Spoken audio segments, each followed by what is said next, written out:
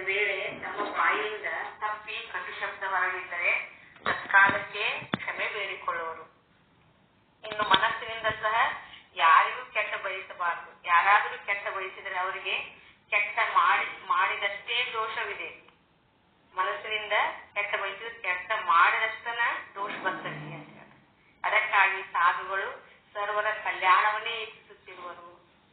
ಸರ್ವೇ ಜನ ಸುಖಿನೋ ಭವಂತು, ಸರ್ವೇ ಭದ್ರಾಣಿ ಪಶ್ಯಂತು, ಮಾ ಕಚ್ಚಿತ್ ದುಃಖ ಮಾಪ್ನುಯಾತ್ ಎಂಬುವೇ ಅವರ ವೇದ ವಾಕ್ಯವಾಗಿದೆ. ಸಾಧುಗಳಿಗೆ ಯಾರಾದರೂ ಕೇಡು ಮಾಡಿದರೆ ಅವರು ಚಲೋ ಕೆಟ್ಟದ್ದು ಇವೆರಡು ನನ್ನ ಪ್ರಾರಬ್ಧಾನುಸಾರವಾಗಿ ಒದಗುತ್ತಿರುವವು ಎಂದು ವಿವೇಕ ಮಾಡಿಕೊಳ್ಳುವರು. ಆ ಕೇಡಿಗಳಿಗೆ ಪ್ರತಿ ಕೇಡು ಮಾಡುವುದಿಲ್ಲ. ಅಷ್ಟೇ ಅಲ್ಲದೆ ಅವರಿಗೆ ಸದ್ಬುದ್ಧಿ ಬರಲೆಂದು ಆಶೀರ್ವದಿಸುವರು. ಅನ್ಯರ ಅಪಕೃತಿಗಳನ್ನು ಸಹನೆ ಮಾಡುವ ಶಾಂತಿ ಗುಣವು ಪ್ರಪಂಚದಲ್ಲಿ ಸಹ ಅತ್ಯಂತ ಅವಶ್ಯದ. ಶಾಂತಿಯು ಮಹತ್ವ ಅಷ್ಟಿಷ್ಟಲ್ಲ. ಹಾಗೆ ವ್ಯವಹಾರ ಸುಗಮತೆಗೆ ಶಾಂತಿ ಅವಶ್ಯವಾದರೆ ಪರಮಾರ್ಥದಲ್ಲಿ ಅಂತೂ ಶಾಂತಿಯೇ ಸರ್ವಸ್ವವಾಗಿದೆ. ಶಾಂತಿಯೇ ಶಿವತತ್ವ ಎನಿಸಿದೆ. ಶಾಂತಿ ಧರಿಸುವಲ್ಲಿಯೂ ಎರಡು ರೀತಿಗಳು. ಮನಸ್ಸಿನಲ್ಲಿ ಯಾವ ವಿಷಮತೆ ಅಥವಾ ದ್ವೇಷದ ಭಾವನೆಯೂ ಇಲ್ಲದಿರುವ ಅನಾಕ್ರೋಶ ಶಾಂತಿಯು ಒಂದು ತರವಾದರೆ ಒಳಗೆ ಸಿಟ್ಟು, ಅಸೂಯೆ ಮೊದಲಾದ ವಿಪರೀತ ಗುಣಗಳನ್ನು ತುಂಬಿಕೊಂಡು ಮೇಲೆ ತೋರಿಕೆಗೆ ಮಾತ್ರವಾದ ಉಬ್ಬಿರುವ ಶಾಂತಿಯು ಎರಡನೇ ತರವಾಗಿದೆ. ಸಂತರು ಮೊದಲಿನ ನಿಜವಾದ ಶಾಂತಿ ಧರಿಸುವರೆಂಬುದನ್ನ ಹೇಳಬೇಕಾಗ್ತದೆ.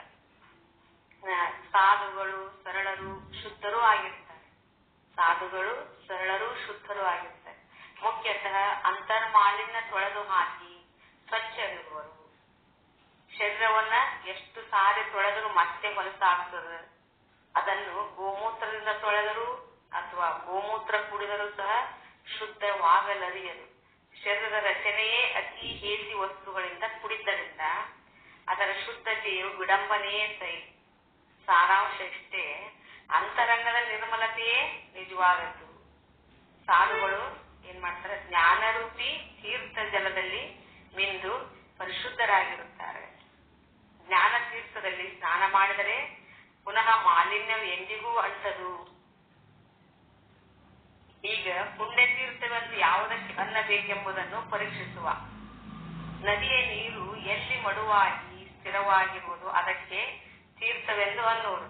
ಅರ್ಥಾತ್ ನಿಶ್ಚಲತೆಯೇ ತೀರ್ಥದ ಸ್ವರೂಪವು ಎಂದ ಮೇಲೆ ಪರಿಪೂರ್ಣ ನಿಶ್ಚಲ ಪರಬ್ರಹ್ಮವನ್ನು ಆತ್ಮಾಸಾತ್ ಮಾಡಿಕೊಂಡ ಸಾಧುಗಳೇ ಸತ್ಯವಾದ ತೀರ್ಥವಲ್ಲವೇ?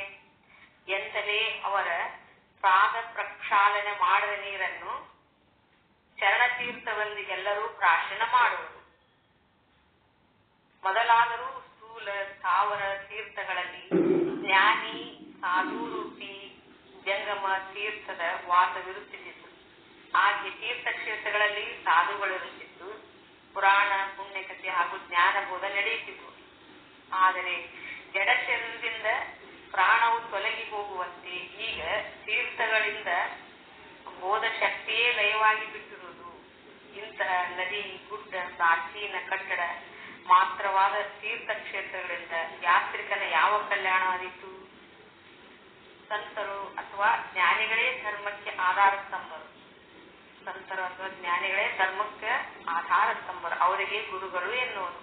ಇಂತಹ ಸಂತರ ಮಹಿಮೆಯು ಅವರ್ಣನೀಯವು. ಒಮ್ಮೆ ನಾರದರು ಶ್ರೀಕೃಷ್ಣನ ಮಂದಿರಕ್ಕೆ ಹೋದಾಗ ಕೃಷ್ಣನ್ ಪೂಜೆ ಮಾಡುತ್ತಿರುವನೆಂದು ಸೇವಕರು ಹೇಳಿದರು. ಈ ತ್ರೈಲೋಕ್ಯವೇ ಪೂಜೆ ಮಾಡುತ್ತಿರುವ ಶ್ರೀಕೃಷ್ಣನನ್ನು ಮತ್ತಾರು ಪೂಜೆ ಮಾಡುತ್ತಿರುವುದು ಎಂದು ನಾರದರಿಗೆ ಅತ್ಯಾಶ್ಚರ್ಯವಾಯಿತು. ಅವರು ಕೃಷ್ಣನು ಹೊರಗೆ ಬಂದ ಕೂಡಲೇ ವಿನೋದದಿಂದ, ಕೃಷ್ಣ, ನೀನು ನಮ್ಮಂತೆ ಪೂಜೆ ಮಾಡುತ್ತೀಯಂತೆ, ನಿನಗೂ ಒಬ್ಬ ದೇವರಿದ್ದಾರಂತಾಯ್ತು ಎಂದರೆ ನೀನೆಂತ ದೇವರಪ್ಪ ಎಂದು ನುಡಿದರು. ಕೃಷ್ಣನು ಏನೂ ಮರುನುಡಿಯದೆ ನಗುತ್ತಿದ್ದನು. ಮಾತ್ರ ನಾರದರಿಗೆ ಶ್ರೀಕೃಷ್ಣನ ದೇವ ಪೂಜೆಯ ಬಗ್ಗೆ ಮತ್ತಷ್ಟು ಕುತೂಹಲ ಉಂಟಾಗಿ, ಆ ನಿನ್ನ ದೇವರು ನನಗೆ ತೋರಿಸು ಅಂತ ಅಂತೇಳಿ ಆಗ್ರಹ ಪಡಿಸ್ಲಿಕ್ಕೆ. ಆಗ ಶ್ರೀಕೃಷ್ಣನು ಮುಗುಳ್ನಗೆ ನಗುತ್ತಾ ನಾರದ ಋಷಿಗಳನ್ನು ತನ್ನ ಪೂಜೆಯ ಕೋಣೆಗಳಿಗೆ ಕರೆದುಕೊಂಡು ಹೋದನು. ಅಲ್ಲಿ ನಾರದರಿಗೆ ಕಂಡದ್ದೇನು? ದೊಡ್ಡದೊಂದು ಪೆಟ್ಟಿಗೆ. ನಿನ್ನ ದೇವರನ್ನು ಇಷ್ಟು ದೊಡ್ಡ ಪೆಟ್ಟಿಗೆಯಲ್ಲಿ ಇಡಲು ಕಾರಣವೇನು ಅಂತ ಕೇಳಿದಾಗ ಕೃಷ್ಣನು ಮೌನದಿಂದಲೇ ಅದರ ಬಾಗಿಲನ್ನು ತೆರೆದನು. ಆ ಪೆಟ್ಟಿಗೆಯಲ್ಲಿ ಮತ್ತೊಂದು ಪೆಟ್ಟಿಗೆ. ನಾರದರು ಅವಕ್ಕಾಗಿ ಇದನ್ನು ನೋಡುತ್ತಿರುವಾಗಲೇ ಆ ಪೆಟ್ಟಿಗೆಯಲ್ಲಿ ಮತ್ತೊಂದು ಪೆಟ್ಟಿಗೆ, ಹೀಗೆ ಒಂದರೊಳಗೊಂದು 7 ಪೆಟ್ಟಿಗೆಗಳನ್ನು ತೆರೆದು ಕೊನೆಯದರಿಂದ ರೇಷ್ಮೆಯ ಅರಿವೆ ಸುತ್ತಿದ ಒಂದು ಬಂಗಾರದ ಸಣ್ಣ ಡಬ್ಬಿಯನ್ನು ತೆಗೆದನು ಮತ್ತು ಕೊನೆಗೆ ಅದರ ಮುಚ್ಚಳ ತೆಗೆಯಲು ಅದರಲ್ಲಿ ಒಂದಿಷ್ಟು ಮಣ್ಣು ಇತ್ತು. ಈ ವಿನೋದಿ ನಾರದರು, ಇದೇನು ಕೃಷ್ಣ, ನಿನ್ನ ದೇವರು ಅದ್ಭುತವೇ ಇದ್ದಾನಲ್ಲ, ಒಂದು ಚಿಮಿಟಿಗೆ ಮಣ್ಣೆ ನಿನ್ನ ದೇವರು ಏನು ಅಂದ. ಶ್ರೀಕೃಷ್ಣ, ನಾರದ ಮುನಿಗಳೇ, ನನ್ನ ಮಹಿಮೆಯೆಲ್ಲ ಯಾರ ಮೇಲೆ ಅವಲಂಬಿಸಿದೆಯೋ ಅಂತ ಸಾಧುಗಳೇ ನನ್ನ ಪರಮ ದೈವತು. ಆ ಸಾಧುಗಳ ಪಾದ ಧೂಳಿಯನ್ನೇ ನಾನು ಈ ಕರಡಿಗೆಯಲ್ಲಿ ಇರಿಸಿ ದಿನಾಲು ಪೂಜಿಸುತ್ತಿರುವೆನು. ನಾರದರು ತಲೆದೂಗಿ ಭಗವಂತ ಸಂತರಲ್ಲಿ ಏಕತ್ವವನ್ನು ಕಂಡುಕೊಂಡರು. ಹೌದು, ಸಂತರೇ ಭಗವತ್ ಸ್ವರೂಪರು. ಸಾಧುಗಳು ಉಪಕಾರಿ ಇರುವರು. ಗಿಡವು ತಾನು ಮಳೆ, ಗಾಳಿ, ಬಿಸಿಲು ಸಹಿಸಿ ಎಲ್ಲರಿಗೂ ನೆರಳನ್ನು ಮತ್ತು ಹಣ್ಣುಗಳನ್ನು ಕೊಡುವುದು. ಅದರಂತೆ ಸಂತರು ಸಹ ಪರಹಿತಕ್ಕಾಗಿ ದೇಹವನ್ನು ಸಹಿಸುವರು.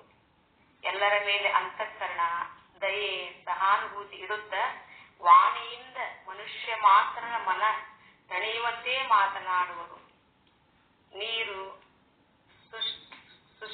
ದುಷ್ಟ ಇಲ್ಲವೇ ಆಕಳು, ಹುಲಿ ಎಂಬುದು ಯಾವುದನ್ನು ನೋಡದೆ ಎಲ್ಲ ಪ್ರಾಣಿಗಳ ನಿರಡಿಕೆಯನ್ನು ಕಳೆಯುವಂತೆ ಸಾಧುಗಳು ಸರ್ವರನ್ನು ಸಂತೋಷಗೊಳಿಸುವರು.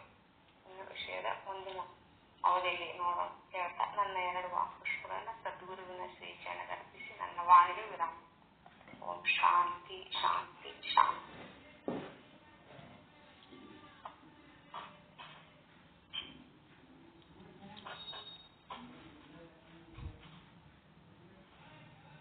ಧನ್ಯವಾದಗಳು.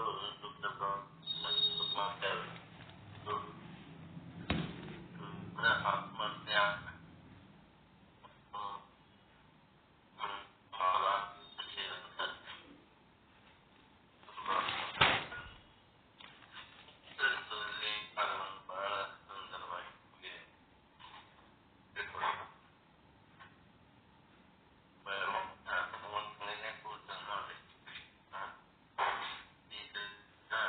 ಎಲ್ಲ ಜಗತ್ತೇ ಪೂಜೆ ಮಾಡ್ತಾರೆ. ಶ್ರೀಕೃಷ್ಣನ್ನು ಕೂಡ ಭಗವಂತನನ್ನು ಪೂಜೆ ಮಾಡ್ತಾನೆ ಅಂತಂದ್ರೆ ಒಂದು ದೃಷ್ಟಾಂತವಾಗಿ ನಮಗೆ ತಿಳಿಸಿಕೊಟ್ರು.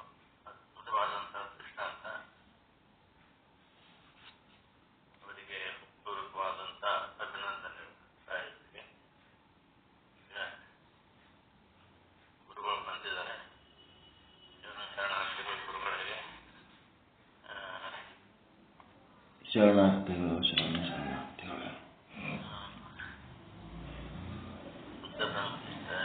ಶರಣಬಸವ ಮಹಾತ್ಮ ಸ್ವಾಮೀಜಿಯವರು ವಿಚಾರ ಸಾಗರ ಎಂಬ ಗ್ರಂಥದಲ್ಲಿಯ ನೇತಾಂಗದ ಬರ್ತಕ್ಕಂಥ ಜ್ಞಾನವನ್ನು ನಮಗೆ ತಿಳಿಸಿಕೊಡ್ತಾರೆ. ಪೂರ್ವದಲ್ಲಿ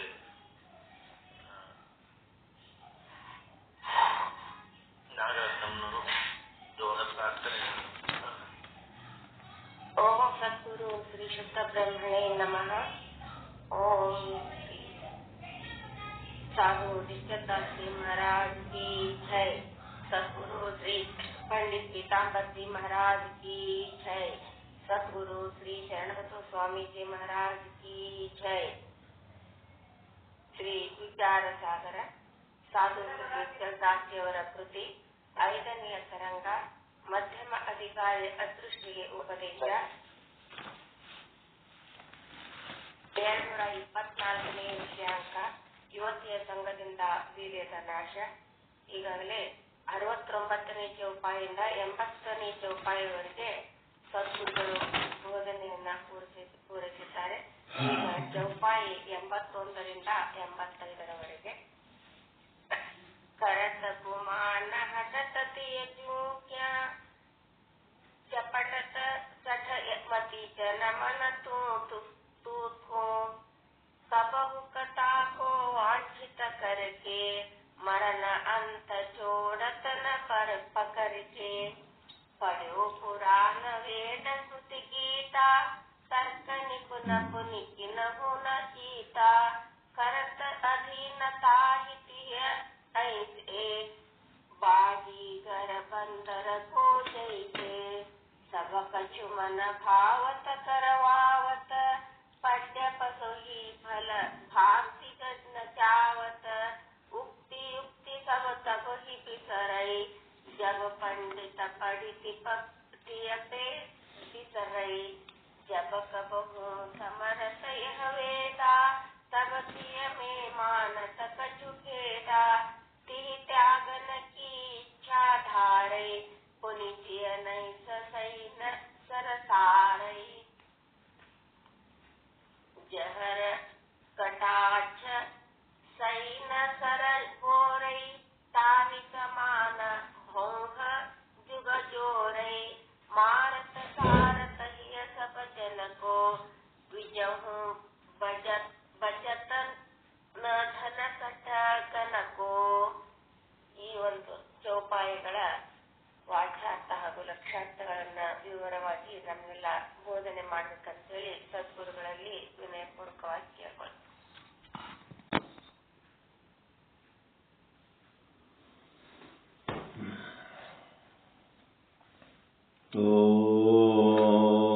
ಓಂ ಸದ್ಗುರು ಶ್ರೀ ಶುದ್ಧ ಬ್ರಹ್ಮಣೇ ನಮಃ. ಸಮಸ್ತ ಶುದ್ಧ ಬ್ರಹ್ಮ ಸ್ವರೂಪರಲ್ಲಿ ಅನಂತ ಅನಂತ ಪ್ರಣಾಮಗಳು. ನಮ್ಮ ಗೌರಮ್ಮ ಅವ್ರ ಬುಕ್ ಯಾವಾಗ ಓದ್ಲಕತ್ತಾರಲ್ರಿ ಅದು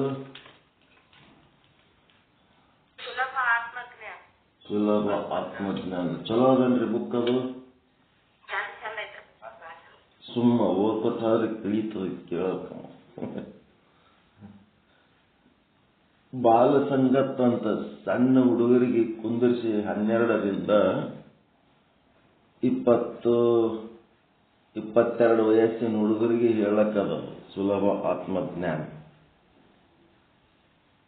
ಅದು ಬಾಲ ಸಂಗತ್ ಅಂತೇಳಿ ಮಾಡಿ ಶಾಲೆ ಹುಡುಗರಿಗೆ ಕಾಲೇಜ್ ಹುಡುಗರಿಗೆ ಕುಂದಿರಿಸಿ ಮಾಡೋದಕ್ಕೆ ಬರ್ತದದು.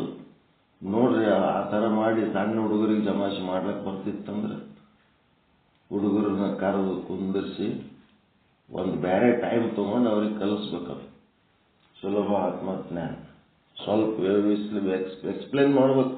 ಓದಿಕೆ ಒಂಚೂರು ಎಕ್ಸ್ಪ್ಲೇನ್ ಮಾಡ್ಬೇಕು, ಸ್ವಲ್ಪ ಎಕ್ಸ್ಪ್ಲೇನ್ ಮಾಡ್ಬೇಕು. ಹೆಂಗೆ ಹೇಳಿದ್ರು, ಯಾವ ರೀತಿ ನೀರು ಅವರು ಸಜ್ಜನರೋ ದುರ್ಜನರೋ, ಯಾವ ಪ್ರಾಣಿ ಅದರೋ ಪಶು ಅದರೋ ಯಾವುದನ್ನು ನೋಡಲಾರದೆ ಎಲ್ಲರದು ಬಾಯಾರಿಕೆ ಹೆಂಗ ತೀರಿಸ್ತದೋ ಅದೇ ರೀತಿ ಸಂತರು ಎಲ್ಲರಿಗೂ ಸಂತೋಷ ಪಡಿಸುತ್ತಾರೆ ಅನ್ನೋಂಥ ವಾಕ್ಯ. ಅದು ಸುಮ್ಮ ಓದಿ ಮುಂದಾದ್ರೆ ಸ್ಪೀಡ್ ಹೋಗಿ ಏನ್ ಮಾಡೋದದ, ಒಂದು ಸ್ವಲ್ಪ ನಿಂದಿರ್ಬೇಕು. ನಿಂತು ಅದಕ್ಕೊಂದೆರಡು ಸಾಲು ಎಕ್ಸ್ಪ್ಲೇನ್ ಮಾಡ್ಬೇಕು. ಮುಂದೆ ಓದ್ಕೊತ ಹೋಗೋದ್ರಾಗ ಏನೂ ಅರ್ಥ ಇಲ್ಲ. ಒಂದೊಂದು ವಾಕ್ಯನೂ ಒಂದು ಸ್ವಲ್ಪ ನಿಂತು ನಮ್ಮ ಅನುಭವ ಹೇಳಬೇಕು. ಆದ್ರೆ ಮೊದಲು ಕುಂತು ಓದಿ ಒಂದು 4 ಸಾಲು ವಿಚಾರ ಮಾಡಿ ಬರ್ಕೊಂಡು ಹೇಳಿದ್ರೆ ಬಹಳ ಚಲೋ.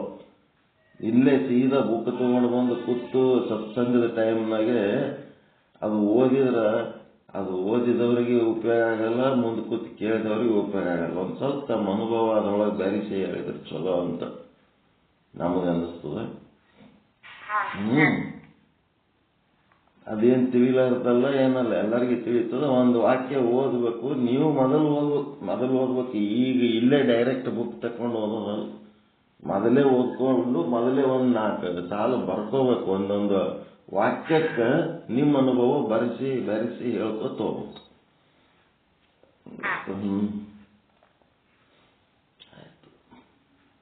ಶ್ರೀ ವಿಚಾರ ಸಾಗರ ಸಾಧು ನಿಶ್ಚಲ್ ದಾಸ್ಜಿಯವರ ಕೃತಿ ತರಂಗ 5 ಮಧ್ಯಮಾಧಿಕಾರಿ ಅದೃಷ್ಟಿಮಾನಗರಿಗೆ ಉಪದೇಶ 224 ವಿಷಯಾಂಕ. ಎಂಥ ವಿಷಯಾಂಕ ಇದು? ಲೌಕಿಕ ಸಂಘದಿಂದ ವೀರ್ಯನಾಶ ಅಥವಾ ಜ್ಞಾನ ನಾಶ, ದೇಹ ಮನ ಬುದ್ಧಿಗಳು ನಾಶ, ಲೌಕಿಕ ಸಂಘದಿಂದ ನಾಶ. 80ನೇ ದೋಹಾ ಏನ್ ಹೇಳ್ತದಪ್ಪ ಅಂದ್ರೆ, ಕೋಟಿ ವಜ್ರ ಸಂಗಾಥ ಜೂ ಕರಿಯೇ ಸಬಕೋ ಸಾರ ಕೆಂಚಿ ಇತದರಿಯೇ ತಿಯ के हिय समसोನ ಕಠೋರ ಋಷಿ ಮುನಿಗನ ಯಹ ದೇತ ದಂಡೋರ. ಋಷಿ ಮುನಿಗಳು ಏನ್ ಹೇಳ್ತಾರಪ್ಪ ಅಂದ್ರ, ಈ ದಂಪತಿಗಳು ಅಥವಾ ಸ್ತ್ರೀ ಪುರುಷರು ಒಬ್ರಿಗೊಬ್ರು ಜೊತೆಯಾಗಿ ಇದ್ದು ಏನೆಲ್ಲ ಮಾಡ್ತಾರ, ಮುಂದ ಒಂದು ಪ್ರಸಂಗ ಬಂದಾಗ ಕಠಿಣ ಆದ್ರು ಅಂತಂದ್ರ ಎಷ್ಟು ಕಠಿಣ ಆತಾರಂದ್ರ, ಇಡೀ ಜಗತ್ತಿನಾಗ ಏನು ವಸ್ತುಗಳದಾವ ಅದರೊಳಗೆ ಅತ್ಯಂತ ಕಠಿಣವಾದ ವಸ್ತು ಅಂತಂದ್ರೆ ವಜ್ರ. ಅಂಥವು ಎಷ್ಟು ಇಡೀ ವಿಶ್ವದಲ್ಲಿ ವಜ್ರವೇ ಅತ್ಯಂತ ಕಠಿಣವಾದ ವಸ್ತುವಾಗಿದೆ. ಅಂತ ಒಂದು ಕೋಟಿ ವಜ್ರ ಸಂಗಾತ ಅಂದ್ರೆ ಅಂತ ಕೋಟಿ ವಜ್ರಗಳು ಸೇರಿಸಿದ್ರೆ ಎಷ್ಟು ಕಠಿಣ ಆಗ್ತದೋ ಅಷ್ಟು ಕಠಿಣ ಆಗ್ಬಿಡ್ತದ. ಒಂದು ಸಾರಿ ಒಂದು ಪ್ರಸಂಗ ಬತ್ತಂತಂದ್ರ ಹೃದಯ ಹೆಂಗಾಗ್ತದಂದ್ರ ಭಯಂಕರ ಕಠಿಣ ಆಗಿ ಬಿಡ್ತದ. ಆ ರೀತಿ ಕಠಿಣ ಆಗ್ತದ. ಅದಕ್ಕ ಇಂಥ ಒಂದು ಸಂಬಂಧಕ್ಕ ಬಹಳ ಮಹತ್ವ ಕೊಡಬೇಡ್ರಪ್ಪ. ನೀವು ಏನೆಲ್ಲ ಮಾಡಿದ್ರು ಸಹಿತ ಯಾವುದೋ ಒಂದು ಪ್ರಸಂಗದ ಮೇಲೆ ಕಠಿಣ ಆಗಿ ಬಿಟ್ರು ಅಂತಂದ್ರೆ ನೀವು ಮಾಡಿದ್ದೆಲ್ಲ ಹೋಗಿಬಿಡ್ತದ. ಅದಕ್ಕೆ ಸ್ವಲ್ಪ ಹುಷಾರಾಗಿರಬೇಕು. ಕಠೋರಾಣಿ ವಜ್ರಾದಪಿ ಮತ್ತೆ ಮೃದೋನಿ ಕುಸುಮಾದಪಿ. ಮೃದೋನಿ ಕುಸುಮಾದಪಿ ಅಂತಂದ್ರ ಪುಷ್ಪದ ಹಾಗೆ ಮೃದುವಾಗಿರೋದು ಬರಬೇಕು, ಮತ್ತೆ ವಜ್ರದ ಹಾಗೆ ಕಠೋರವಾಗುವುದು ಬರಬೇಕು. ಎರಡೂ ಬರಬೇಕು. ಒಮ್ಮ ಕಠೋರ ಆದ್ಮೇಲೆ ಮೃದು ಆಗ್ಲಕ್ಕ ಬರ್ಲಾರ್ದಷ್ಟು ಕಠೋರ ಆಗಿಬಿಟ್ರಂತಂದ್ರ ಉಪಯೋಗ ಇಲ್ಲ. ಅದಕ್ಕೆ ಏಟ್ ಬೇಕು ಅಷ್ಟು ಮಾಡ್ಕೋತ ಹೋಗ್ರಿ. ನೋಡ್ರಿ, ಮನಸ್ಸು ಸುಮ್ಮನೆ ಯಾವುದೋ ಒಂದು ಸಣ್ಣ ಕಾರಣಕ್ಕ ಕಠೋರ ಮಾಡ್ಕೊಂಡು ಬೇಡ ನನಗೆ ಇವ್ರ ಜೊತೆಗೆ ಇರೋದು ಬೇಡ ಅಂತೇಳಿ ಒಮ್ಮ ಮಾಡ್ಕೊಂಡ್ಬಿಟ್ರಂತಂದ್ರ ಡೈವರ್ಸ್ ತನಕ ಹೋಗ್ಬಿಡ್ತಾರ. ಕೋರ್ಟಿಗೆ ಹೋಗ್ತಾರ, ಡೈವರ್ಸ್ ಮಾಡ್ಕೋತಾರ. ಮುದುಕರು 70 ವರ್ಷ 80 ವರ್ಷದ ಮುದುಕರು ಡೈವರ್ಸ್ ಅಪ್ಲೈ ಮಾಡೋರು ಅದಾರ. ಬರೀ ಸಣ್ಣವ್ರಾಟೆ ಡೈವರ್ಸ್ ಅಲ್ಲ, 70 ವರ್ಷದ ಮುದುಕರು ಡೈವರ್ಸ್ ಮಾಡ್ಕೊಂಡವ್ರು ಅದಾರ. ಅವೆಲ್ಲ ನೋಡ್ತೀವಿ ನಾವು.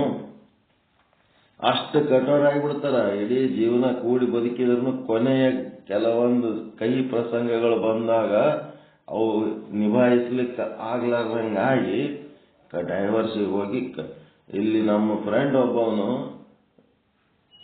ಒಂದು 10-15 ವರ್ಷ ಹಿಂದೆ 28 ಲಕ್ಷ ಕೊಟ್ಟ ಕಾಂಪನ್ಸೇಷನ್. ಅವ್ರಿಗೆ ಕೊಟ್ಟು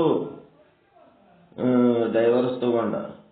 ಏನಂತ ಅವಸರ ಬಿದ್ದಿತ್ತ, ಡೈವರ್ಸ್ ಎದಕ್ ಡೈವರ್ಸ್ ತಗೊಂಡು ಅಷ್ಟು ರೊಕ್ಕ ಎದಕ್ ಕೊಟ್ಟಿ ಅಂತ ಕೇಳಿದ್ರ ಅವ ಏನಂತನ, ಇನ್ನ 28 ಲಕ್ಷ ಬೇಕಿದ್ರು ಕೊಡ್ತಿದ್ದೆ, ಮೊದಲ ಹಾಕಿರಿಂತ ದೂರ ಆಗತ್ತೆ ನಾನಂತ. ನೋಡ್ರಿ ಎಂತ ಪರಿ ಕಠೋರ ಇದು. ಹಿಂಗ್ ಕಠೋರ ಆದ್ರ ಹೆಂಗ ಜೀವನ? ಅದಕ್ಕ ಇಂಥವ್ ಆಗ್ತಿರ್ತಾವ ಅಂತೇಳಿ ಋಷಿ ಮುನಿಗಳು ಏನ್ ಮಾಡ್ತಾರ, ಸಾರುತ್ತಿದ್ದಾರೆ. ಒಮ್ಮ ಕಠಿಣ ಆಯ್ತು ಅಂತಂದ್ರೆ ಬಹಳ ಕಷ್ಟ ಆಗ್ತದ. ಹಿಂಗಾಗಿ ಅದಕ್ಕೊಂದು ಅವರೇಜ್, ಒಂದು ಸಣ್ಣ, ಒಂದು ಸ್ವಲ್ಪ ಮೃದುನೂ ಇರಬೇಕು, ಒಂದು ಸ್ವಲ್ಪ ಕಠಿಣ ಇರ್ಬೇಕು, ನಡ್ಬರ್ಕ್ ಇರ್ಬೇಕೆ ಹೊರತು ಅದನ್ನೇ ದೊಡ್ಡದು ಮಾಡ್ಕೊಂಡು ಹೋಗ್ಬಾಡ್ರಿ, ಅದಕ್ಕೆ ಬಹಳ ಮಹತ್ವ ಕೊಡಬೇಡ್ರಿ ಅಂತ ಹೇಳ್ಕೊತೊಂಡ. ಕರತ ಗುಮಾನ ಹಠತತಿಯ ಜೂಜು ಚಿಟ್ಪಟತ ಸಟಮತಿ ಜನ ಮನ ತೂತು ಕಬಹುಕ ತಾಕೋ ವಾಂಛಿತ ಕರಕೆ ಮರಣ ಅಂತ ಛೋಡತ ನ ಪಕರಕೆ. ಏನಾಗ್ತಿರ್ತದಂತಂದ್ರ ಇದು ದಾಂಪತ್ಯ ಸಂಬಂಧ ಹೆಂಗಿರ್ತದಂತಂದ್ರ ಇವ್ರಿಗೆ ಆವಾಗ ವಿರಸ ಬರ್ತಿರ್ತಾವ. ವಿರಸ ಆಗಿ ಆಮೇಲೆ ಮತ್ತೆ ಸರಸ ಬಂದಾಗ ಮೊದಲಿನಕ್ಕಿಂತ ಸ್ಟ್ರಾಂಗ್ ಆಗ್ತದತ್ತು ಸಂಬಂಧ. ಯಾವಾಗ ಜಗಳ ಮಾಡ್ತಿರ್ತಾರ, ಜಗಳ ಮಾಡಿದಾಗ ಒಂದ್ ಸ್ವಲ್ಪ ಶಟ್ಕೊಂಡು ದೂರ ಕುತ್ತಂಗ್ ಮಾಡ್ತಿರ್ತಾರ. ಕುತ್ತಂಗ ಮಾಡಿ ಮತ್ತ ಒಬ್ರಿಗೊಬ್ರು ಡಿಮ್ಯಾಂಡ್ ತೋರಿಸ್ಕೊಳಕ ಜಗಳ ಆಡ್ತಾರ. ಆಮೇಲೆ ಏನ್ ಮಾಡ್ತಾರ, ಆ ಡಿಮ್ಯಾಂಡ್ ನಡೆಯಂಗಿಲ್ಲ ಅಂದ ಕೂಡ್ಲೇನೆ ಮತ್ತೆ ಶರಣಾಗತಿ ಆಗ್ತಾರೆ. ಶರಣಾಗತಿ ಆಗಿ ಮತ್ತೆ ಒಬ್ರಿಗೊಬ್ಬರು ಶರಣಾಗತಿ ಆದಾಗ ಮೊದಲಿನಕ್ಕಿಂತ ಇನ್ನ ಸ್ಟ್ರಾಂಗ್ ಹಾಕೋತ್ ಹೋಗ್ತದ. ಹೋಗಿ ಸಾಯ ತನಕ ಒಬ್ರಿಗೊಬ್ರು ಬಿಟ್ಟಿರ್ಲಕ್ ಸಾಧ್ಯ ಇಲ್ಲ ಅನ್ನಂಗ ಆಗಿಬಿಡ್ತದ. ನೋಡ್ರಿ, ಹಳಿ ಮುದುಕರು ಭಯಂಕರ ಜೋಡಾಗಿ ಇದ್ದು ಒಂದು ಎಗರ್ತಂದ್ರ ಅದು ಹೋದ ಒಂದು 6 ತಿಂಗಳದಾಗ ಇನ್ನೊಂದು ಎಗರ್ಬಿಡ್ತು. ಯಾಕಂದ್ರೆ ಒಂದ್ರ ಮೇಲೆ ಒಂದಾಗಿ ಡಿಪೆಂಡ್ ಆಗಿಬಿಡ್ತಾವ ಜೀವಗಳು. ಅವರಿಲ್ಲ ಅಂದ್ರೆ ಇವರಿಗಿಲ್ಲ, ಇವರಿಲ್ಲ ಅಂದ್ರೆ ಅವರಿಲ್ಲ. ಅದಕ್ಕೆ ಸ್ವತಂತ್ರವಾಗಿ ಇರುವಂತ ಒಂದು ರೂಢಿ ಮಾಡ್ಕೋಬೇಕು. ಅದು ಬಹಳ ಮುಖ್ಯ. ಎಷ್ಟು ಒಬ್ಬರಿಗೊಬ್ಬರು ಹಠ ಮಾಡ್ತಾರ, ದೂರ ಆಗ್ಬೇಕಂತ ಭಯಂಕರ ಒಂದು ನಮೂನಿ ಇವ್ರ ಜೊತೆ ಇರದೇ ಬೇಡ ಅಂತ ಡಿಸೈಡ್ ಮಾಡ್ತಾರ. ಸ್ವಲ್ಪ ದಿನದಾಗ ಏನಾಗ್ತದ, ಮತ್ತ ಅವ್ರು ಶರಣಾಗತಿ ಆಗ್ತಾರ. ಶರಣಾಗತಿ ಆಗಿ ಅದೇನ ಹೇಳ್ತಾರಲ್ಲ, ಸರಸ ವಿರಸ ಸಮರಸ. ಹಂಗ ಒಮ್ಮ ವಿರಸ ಒಮ್ಮ ಸರಸ ಅವೆರಡು ಕೂಡಿ ಮತ್ತೆ ಸಮರಸ ಆಗ್ತಿರ್ತಾರಂತ. ಹಂಗಾಗ ಸಾಯ ತನಕ ಜೋಡಾಗಿ ಅವ್ರು ಒಬ್ರಿಗೊಬ್ಬರು ಬಿಟ್ಲಾರ್ದಂಗ ಇರಂಥದ್ದೊಂದು ಕಲ್ತಿರ್ತಾರೆ. ಅವಕ್ಕೆರಡು ಮುದುಕರಿದ್ದು ಅಂತ ಭಯಂಕರ ಹಳಿ ಮುದುಕರ ಮನ್ಯಾಗ ಇದ್ದತ್ನಾಗ ಆ ಮುದುಕ ಏನ್ ಮಾಡ್ಬೇಕು ಪಾಪ, ಕಣ್ಣು ಕಾಣ್ತಿದ್ದಿಲ್ಲ ಅಂತ ಸರಿಯಾಗಿ. ಆದ್ರೂ ಮುಂಜಾನೆ ಎದ್ದು ಅಂಗಡಿಗೆ ಹೋಗಿ ಒಂದು ನ್ಯೂಸ್ ಪೇಪರ್ ತರ್ತಿದ್ನಂತ. ನ್ಯೂಸ್ ಪೇಪರ್ ತಂದು ಮುಂಜಾನೆ ಹಿಡಿದು ಸಂಜೆ 5-6 ತನಕ ಕಷ್ಟಪಟ್ಟ ನ್ಯೂಸ್ ಪೇಪರ್ ಓದ್ತಿದ್ನಂತ. ಆ ಪೇಜಿನ ತುದಿಲಿಂತ ಈ ಪೇಜಿನ ತುದಿ ತನಕ ಓದ್ತಿದ್ನಂತ. ಓದಿ ಸಂಜೆಗೆ 5-6 ಗಂಟೆ ಸುಮಾರಿಗೆ ಚಾ ಕುಡಿಯಾಗ 2 ಕುರ್ಚಿ ಹಾಕಿಸ್ತಿದ್ನಂತ ಮನೆ ಮುಂದೆ ಗಾರ್ಡನ್ದಾಗ. ಹಾಕಿಸಿ ಒಂದು ಕುರ್ಚಿ ಮೇಲೆ ಆ ಮುದುಕಿನ ತಂದು ಕುಂದರ್ಸ್ತಿದ್ನಂತ, ಬಾ ಕೂಡಂತೆ. ಆ ಮುದುಕಿದ ಕಿವಿನೇ ಕೇಳ್ತಿದ್ದಿಲ್ಲಂತ. ಇವ ಮುಂದೆ ಕುಂತ ಏನ್ ಹೇಳ್ತಿದ್ನಂತ, ಆಕಿಗೆ ಆ ನ್ಯೂಸ್ ಪೇಪರ್ ಓದಿ ಏನೇನ್ ತಿಳ್ಕೊಳೋಣ ಅದೆಲ್ಲ ಸುದ್ದಿ ಆಕಿ ಹೇಳ್ತಿದ್ನಂತ. ಆಕಿ ಏನ್ ಮಾಡ್ತಿದ್ದಳಂತ, ಕುಂತ ತಲೆ ಹಾಕ್ತಿದ್ದಳಂತ. ಅಂತೇಳಿ ತಲೆ ಹಾಕ್ತಿದ್ದಳಂತ. ಮುಂದೆ ಒಂದಿನ ಮೊಮ್ಮಕ್ಕಳು ಕೇಳಿದ್ವು ಅಂತ, ಅಜ್ಜ ನಿಂದು ಕಣ್ಣೇ ಕಾಣಂಗಿಲ್ಲ, ಆದ್ರೂ ನ್ಯೂಸ್ ಪೇಪರ್ ತಂದು ಓದುತ್ತೀರಿ, ಅಜ್ಜಿಗೆ ಹೇಳ್ತಿದಿ ಸುದ್ದಿ, ಯಾಕಿದು ಅಂತ ಪರಿ ಹೈರಾಣ ಆಗ್ತಿದಿ ಅಂತ. ಅದಕ್ಕೆ ಅಜ್ಜ ಅಂದನಂತ, ನಾನು ಏನು ಮಾಡ್ಬೇಕಪ್ಪ, ನನ್ನ ಕಡೆಯಿಂದ ಏನು ಮಾಡ್ಲಿಕ್ಕೆ ಸಾಧ್ಯ ಅದ, ಏನಾರ ಒಂದು ಮಾಡಬೇಕು ಅನ್ನೋದ್ರ ಸಲುವಾಗಿ ಮತ್ತೆ ನ್ಯೂಸ್ ಪೇಪರ್ ಓದೋದು ಬಿಟ್ರೆ ನನ್ನ ಕಡೆಯಿಂದ ಏನು ಮಾಡ್ಲಿಕ್ಕೆ ಸಾಧ್ಯ ಅದ.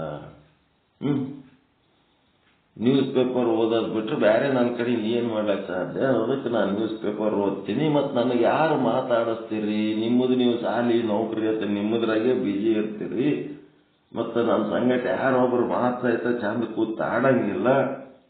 ಇಂಥ ಪರಿಸ್ಥಿತಿ ಒಳಗೆ ನಾನು ಏನು ಮಾಡ್ಬೇಕು, ಒಂದು ನ್ಯೂಸ್ ಪೇಪರ್ ಓದ್ಕೊತ್ ಕುಂದಿರ್ತೀನಿ. ಮತ್ತು ಅಜ್ಜಿಗೆ ಹೇಳ್ತಲ್ಲ ಸಂಜೆ ಕೂತ್ ಅದ್ಯಾಕೆ ಹೇಳ್ತಿ ಅಂತಂದ್ರ, ಇಡೀ ಜೀವನ ಆಕಿ ಸಲುವಾಗಿ ಏನೋ ಮಾಡಬೇಕು ಏನೋ ಮಾಡ್ಬೇಕಂತ ಆಕಿ ಸಲುವಾಗಿ ಇಡೀ ಜೀವನ ಮಾಡ್ಕೋತ ಬಂದಿನಿ. ಈಗ ಆಕಿ ನನ್ನಿಂತ ಏನು ಮಾಡ್ಲಿಕ್ಕೆ ಸಾಧ್ಯ ಅದ, ನ್ಯೂಸ್ ಪೇಪರ್ ಓದಿದ್ದು ಒಂದು 2 ಸುದ್ದಿ ಆಕಿಗೆ ಹೇಳಕ್ ಸಾಧ್ಯ ಅದ. ಅಕ್ಕಿ ಸಲುವಾಗಿ ಒಂದಿಟ್ಟು ನನ್ನ ಗಂಡ ನನಗೆ ಮಾತಾಡಿಸ್ದ, ನನ್ನ ಸಲುವಾಗಿ ಒಂದಿಟ್ಟು ಏನೋ ಕೆಲಸ ಮಾಡ್ದ ನ್ಯೂಸ್ ಪೇಪರ್ ಓದಿ ಹೇಳಕ್ಕ ಅಂತೇಳಿ ಆಕಿಗೆ ಒಂದಿಟ್ಟು ನೆಮ್ಮದಿ ಉಂಟಾಲಿ ಅಂತೇಳಿ ನ್ಯೂಸ್ ಪೇಪರ್ ಓದಿ ಆಕಿಗೆ ಒಂದಿಟ್ಟು ಸುದ್ದಿ ಹೇಳಿ ಸಂತೋಷ ಪಡಿಸ್ತೀನಿ ಅನ್ನೋ ಅಜ್ಜ ಹಂಗನ್ನತ್ತು. ಅದು ಅಜ್ಜಿಗೆ ಹೋಗಿ ಕೇಳಿದ್ವು ಹುಡುಗರು, ಅಜ್ಜಿ ನಿನ್ ಕಿವಿನೇ ಕೇಳ್ಸಂಗಿಲ್ಲ, ಮುಂದೆ ಕೂತು ತಲೆ ಹಾಕ್ತಲ್ಲ, ಅಜ್ಜ ಹೇಳಿದ್ದಲ್ಲ, ಏನ್ ಹೇಳ್ತಾನ, ನಿನಗೇನ್ ತಿಳಿತದ ಅಂತ ತಲೆ ಹಾಕ್ತಿ ಅಂತ ಅಜ್ಜಿ ಕೇಳಿದ್ವು. ಅದಕ್ಕೆ ಅಜ್ಜಿ ಹೇಳಿದಳತ್ತ, ಇಡೀ ಜೀವನ ಅವ ಹೇಳಿದಕ್ಕೆಲ್ಲ ತಲೆ ಹಾಕೋತೇ ಬಂದೀನಿ, ಕಿವಿ ಕೇಳಿದ್ರೇನು ಕಿವಿ ಕೇಳಲಿಲ್ಲ ಅಂತಂದ್ರೂ ಆಕಿ ಒಟ್ಟ ಏನ್ ಹೇಳ್ತಾನ ಹ್ಞೂ ಅನ್ಕೋತ ಬಂದ್ಬಿಟ್ಟೇನಿ ನಾನೀಗ, ಹ್ಞೂ ಅನ್ಕೋತ ಬಂದೀನಿ. ಈಗ ವಯಸ್ಸಾಗಿ ನನ್ನ ಕಿವಿ ಕೇಳೋದಾಗ್ಯದ ತಿಳಕ್ಕೆ ನಾವು ಹ್ಞೂ ಅನ್ನೋದು ಬಿಟ್ಟು ಅಲ್ಲೇ ಹೋಗು ಅಂದ್ರೆ ಅವ ಮನ್ಸಿಗೆ ನೋವು ಮಾಡ್ಕೊಂಡ್ಬಿಡ್ತಾನ. ಅದ್ರ ಸಲುವಾಗಿ ಅವ ಏನ್ ಹೇಳ್ತಾನ ತಲೆ ಹಾಕಿಬಿಡ್ತೀನಿ ನಾನು. ನಾ ತಲೆ ಹಾಕಿದಂಗೆಲ್ಲ ಅವನಿಗೆ ಸಂತೋಷ ಆಗ್ತದ. ಅವನ ಸಂತೋಷಕ್ಕಾಗಿ ನಾನು ತಲೆ ಹಾಕ್ತಿರ್ತೀನಿ ಹೊರತು ಅದರ ಒಂದು ಸುದ್ದಿ ನನಗೇನು ಬೇಕೂ ಆಗಿಲ್ಲ, ಅದು ನನಗೆ ಅವ ಹೇಳಿದ ಕಿವ್ಯಾಗ ಕೇಳ್ಸಂಗೂ ಇಲ್ಲ. ಸಂಜೆ 6ಕ್ಕೆ ಕುರ್ಚಿ ಮೇಲೆ ತಂದು ಕುಂದಿರ್ಸ್ಯಾರ ಅಂದ್ರೆ ಇದು ತಲೆ ಹಾಕುವ ಸಮಯ ಅಂತ ನಾ ತಲೆ ಹಾಕೋದು ಕುಂದಿರ್ತೇನೆ ಗಂಡ ಹೇಳಿದ್ದಕ್ಕ. ನೋಡಿ, ಇದು ಯಾವ ಪರಿ ಸಂಬಂಧ ಇದು, ಅಲ್ಲಿಂದ ಇಲ್ಲಿ ತನಕ ಒಬ್ಬರ ಮೇಲೆ ಒಬ್ಬರು ಸಂತೋಷ ಪಡಿಸೋದಕ್ಕ ಏನೇನೋ ಪ್ರೋಗ್ರಾಮ್ಗಳು ಹಾಕೊಂಡು ಹಿಂಗ ಸಹಾಯತನ ಈ ರೀತಿ ಅಟ್ಯಾಚ್ಮೆಂಟ್ ಇಟ್ಕೊಂಡವರು ಕಡೆಗೆ ಏನಾತಾರ, ಒಬ್ಬರ ವಶದೊಳಗೆ ಇನ್ನೊಬ್ರು, ಅವ್ರ ವಶದಾಗ ಇವರು, ಇವ್ರ ವಶದಾಗ ಅವರು ಆಗಿ ಒಬ್ಬರು ಏನಾರ ಎಗರಿದ್ರು ಇನ್ನೊಬ್ರು ಬಹಳ ದಿನ ಇರ್ಲಕ್ ಸಾಧ್ಯನೇ ಇಲ್ಲ. ಅವ್ರಿಗೆ ಊಟ ರುಚಿ ಹತ್ತಂಗಿಲ್ಲ, ಮಕ್ಕಳು ನಿದ್ದೆ ಹತ್ತಂಗಿಲ್ಲ. ಯಾಕಂದ್ರ ಮನಸ್ಸು ಪರಮಾತ್ಮನ ಕಡೆ ಹರಿಯಂಗೇ ಇಲ್ಲ. ಸತ್ತವ್ರ ಕಡೆ ಮನಸ್ಸು ಹರಿಸ್ಕೋತ ತಾವು ಸತ್ತೋತಾರ. ಹೆಂಗದ? ಸತ್ತವ್ರ ಕಡೆ ಮನಸ್ಸು ಹರಿಸಿ ತಾವು ಸಾಯ್ಬೇಕಾ, ಏನು ಪರಮಾತ್ಮನ ಕಡೆ ಮನಸ್ಸು ಹರಿಸಿ ಧ್ಯಾನ ಪೂಜೆ ಪ್ರಾರ್ಥನೆ ಮಾಡಿಕೊಂಡು ಒಂದಿಷ್ಟು ಅಮೃತ ಉತ್ಪನ್ನ ಮಾಡಿಕೊಂಡು ಪರಮಾನಂದ ಪ್ರಾಪ್ತಿ ರೂಪ ಸರ್ವ ದುಃಖ ನಿವೃತ್ತಿ ರೂಪ ಮೋಕ್ಷದ ಪ್ರಯತ್ನ ಮಾಡ್ಬೇಕ? ಸಾಯವ್ರ ಬಗ್ಗೆ ಸತ್ತವ್ರ ಬಗ್ಗೆ ಮನಸ್ಸು ಇಟ್ಕೊಂಡು ತಾವು ಸಾಯ್ಬೇಕ? ಹೆಂಗದ ನೋಡ್ರಿ, ಇದು ಮನುಷ್ಯ ಮಾಡೋ ಸ್ವಭಾವಗಳು ಹೆಂಗದವ, ಇವೆಲ್ಲ ಪರಿಚಯ ಮಾಡಿಕೊಡ್ಲಕತ್ತಾರೋ. ಚಂದದಲ್ರಿ? ಕಣ್ ಕಾಣ್ಲಾರ್ದ ಪೇಪರ್ ಓದ್ತಾನ, ಕಿವಿ ಕೇಳಾರ್ದ ತಲೆ ಆಗ್ತಾವ. ಇಬ್ರು ಅಂತವ್ರು, ಇಬ್ರದು ಟೀಮು. ಏನೋ ಒಂದು ಮಾಡ್ಬೇಕು. ಅವ ಏನ್ ಹೆಂಡ್ತಿ ಏನ್ ಮಾಡ್ಲಿಕ್ಕೆ ಸಾಧ್ಯ ಅದ? ಆಕಿಗೆ ನಾನು ಇಡೀ ಜೀವನ ಆಕಿ ಸಲುವಾಗಿ ಏನೋ ಅದು ಮಾಡ್ಕೋತ ಬಂದೆ. ಈಗೇನು ಮಾಡಕ್ ಆಗಂಗಿಲ್ಲ ಅಂದ್ರೆ ಒಂದು ನ್ಯೂಸ್ ಪೇಪರ್ ಓದ್ಯಾರ ಹೇಳೋಮಂತ ಆಕಿ ಸಲುವಾಗಿ ಒಂದು ಪೇಪರ್ ಓದಿ ಹೇಳ್ತೀನಿ. ಈಗ ಇದ್ರ ತಲೆ ಹಾಕೋದೇ ನನ್ನ ಕೆಲಸ. ನಾ ಏನಾರ ಈಗ ತಲೆ ಹಾಕೋದು ಬಿಟ್ಟಿನಿ ಅಂದ್ರೆ ರಕ್ತ ಹೊತ್ತನ ಮನ್ಸಿಗೆ ನೋವು ಮಾಡ್ಕೊತಾನ, ಅದಕ್ಕೆ ತಲೆ ಹಾಕ್ಬೇಕು ಅಷ್ಟೇ.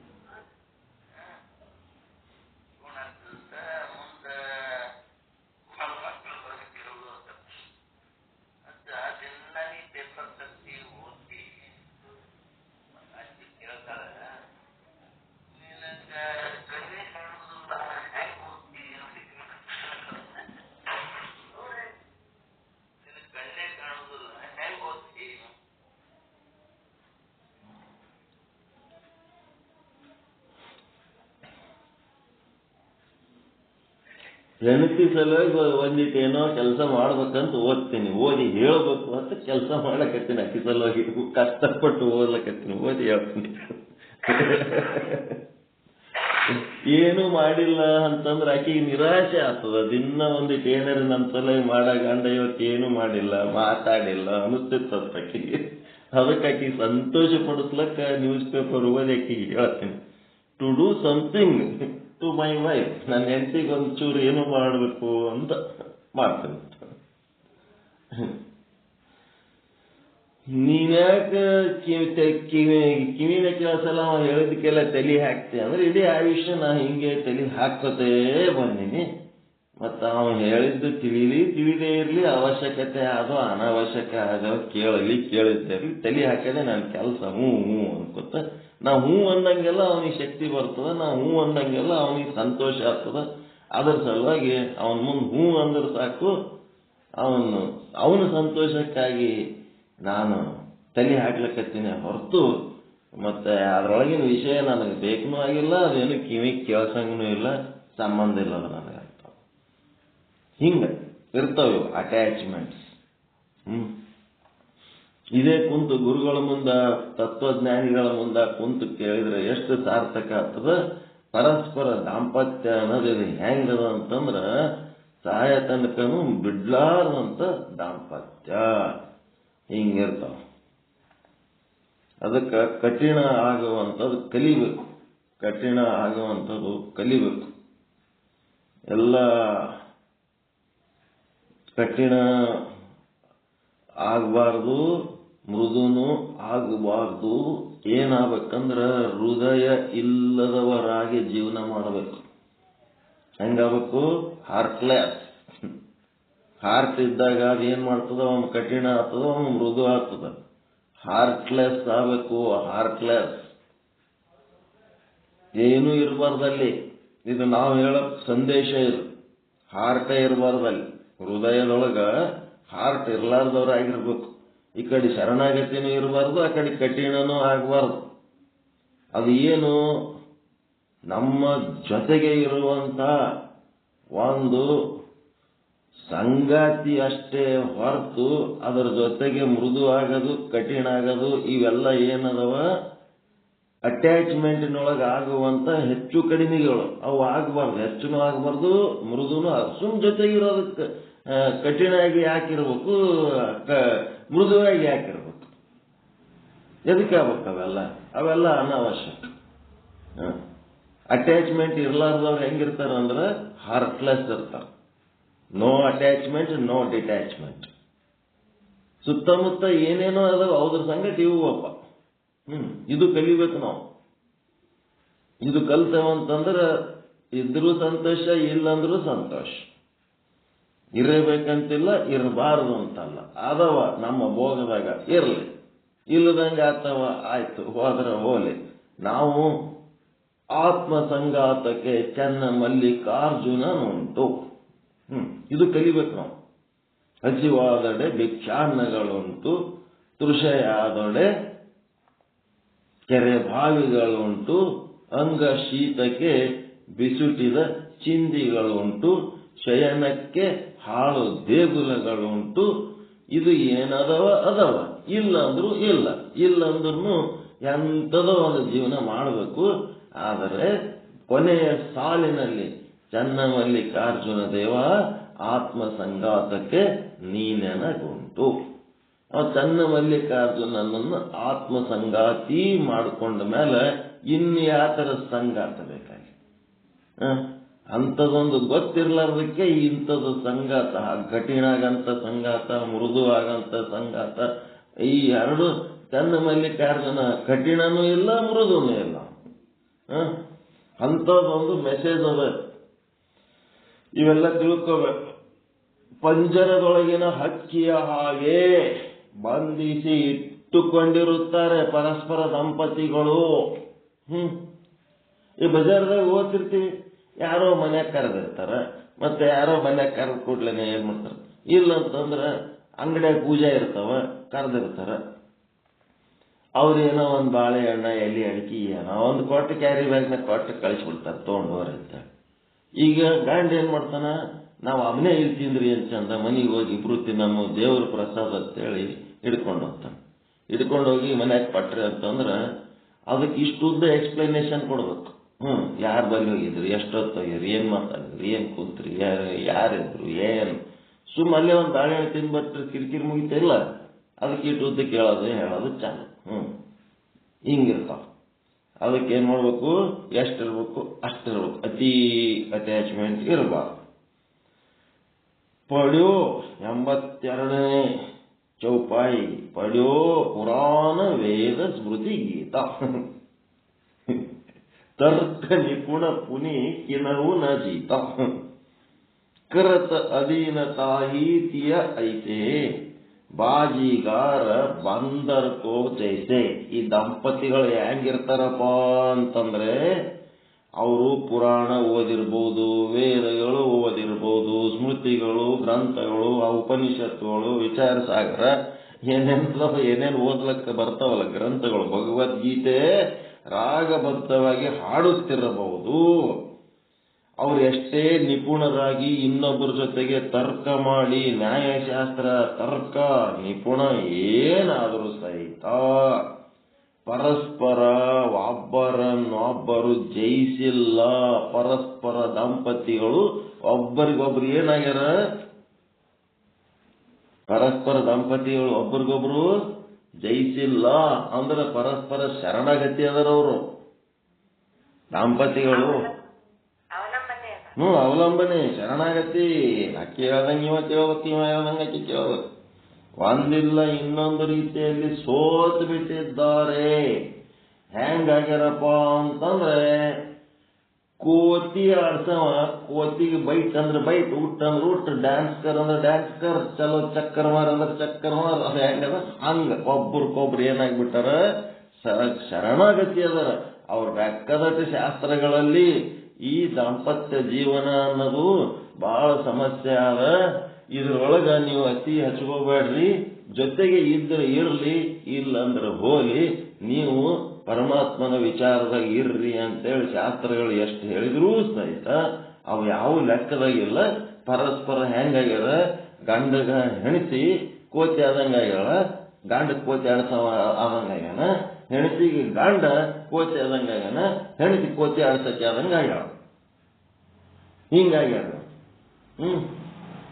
ಈ ವೇದ ಪಾಂಡಿತ, ಸ್ಮೃತಿ ಪಾಠಕರು, ತರ್ಕ ನಿಪುಣರು, ಭಗವದ್ಗೀತೆ ಗಾಯಕರು ಎಲ್ಲರನ್ನ ಈ ಒಂದು ಸಂಸಾರ ಏನ್ ಮಾಡಿದ? ಗುಲಾಮರನ್ನಾಗಿ ಮಾಡಿ ತನ್ನ ವಶದಲ್ಲಿ ಇಟ್ಟುಕೊಂಡಿದೆ. ಮುಗಿತಲ್ಲ. ಏನ್ ಮಾಡಿದ್ರು ಈ ಒಂದು ಸ್ವಭಾವ ನಾವು ಪರಿವರ್ತನೆ ಮಾಡ್ಕೊಳ್ಳಿಲ್ಲ ಅಂತಂದ್ರೆ ದೊಡ್ಡ ಸಮಸ್ಯೆ ಇದೆ, ದೊಡ್ಡ ಸಮಸ್ಯೆ.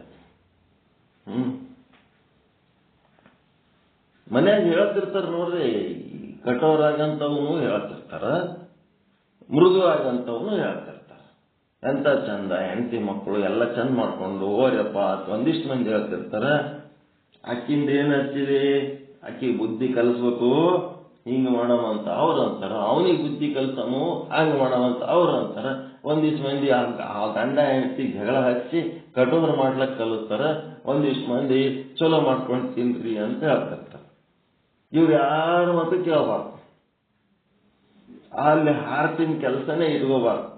ಹಾರ್ಟ್ಲೆಸ್, ಬ್ರೇನ್ಲೆಸ್, ತಲೆ ಬುದ್ಧಿನೂ ಓಡಿಸ್ಬಾರ್ದು. ಅದ್ರಾಗ ಜಾಸ್ತಿ ನೀವೇನ್ ಬುದ್ಧಿ ಓಡಿಸ್ಬೇಕು? ಪರಮಾರ್ಥದಾಗ ಓಡಿಸ್ಬೇಕು. ಆ ಬುದ್ಧಿನೂ ಜಾಸ್ತಿ ಓಡಿಸ್ಬಾರ್ದಲ್ಲಿ. ಸುಮ್ಮ ಏನೋ ಮಾಡ್ಕೋತ ಹೋತಿರ್ಬೇಕಷ್ಟೇ ಹೊರತು ಅದನ್ನ ಬಹಳ ತಲೆ ಓಡಿಸಿ ಅದಕ್ಕೆ ಏಟು ಸಿಂಗಾರ ಸಂಸಾರ ಎಷ್ಟು ಸಿಂಗಾರ ಮಾಡಿದ್ರು ವಿಷಮ ಸಂಸಾರವಿದನು ಕನಸೆಂದರಿ ಅಂತಂದ್ರು. ಮಹಾರಾಣಿಗತ್ಲೆ ನೋಡ್ಕೊಂಡ್ರು ಹೆಣ್ತಿನ. ಮಹಾರಾಣಿನೇ ಆದ್ರು. ನಿಜಗುಣ ಶಿವಯೋಗಿಗಳು ಮಹಾರಾಜರೇ ಇದ್ರು. ರಾಜಮನೆತನ ಅವರು.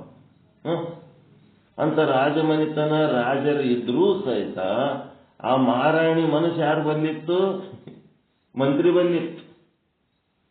ಶಂಭುಲಿಂಗನ ಬೆಟ್ಟಕ್ಕೆ ಹೋಗ್ತಿದ್ರು ನಿಜಗುಣ ಶಿವಯೋಗಿಗಳು. ಶಂಭುಲಿಂಗನ ಬೆಟ್ಟಕ್ಕೆ ಹೋಗಿ ಗುರುಗಳಿಗೆ, ಶಂಭುಲಿಂಗ ಸ್ವಾಮಿಗಳಿಗೆ ಕೇಳುತ್ತಿದ್ರು, ಗುರುವೇ ನಾನು ನಿಂಬಲ್ಲಿ ಬರ್ತೀನಿ, ಮತ್ತ ಹೊಳ್ಳಿ ಹೋಗ್ಲಕ್ ನನಗ ಏನಾಗ್ಯದ?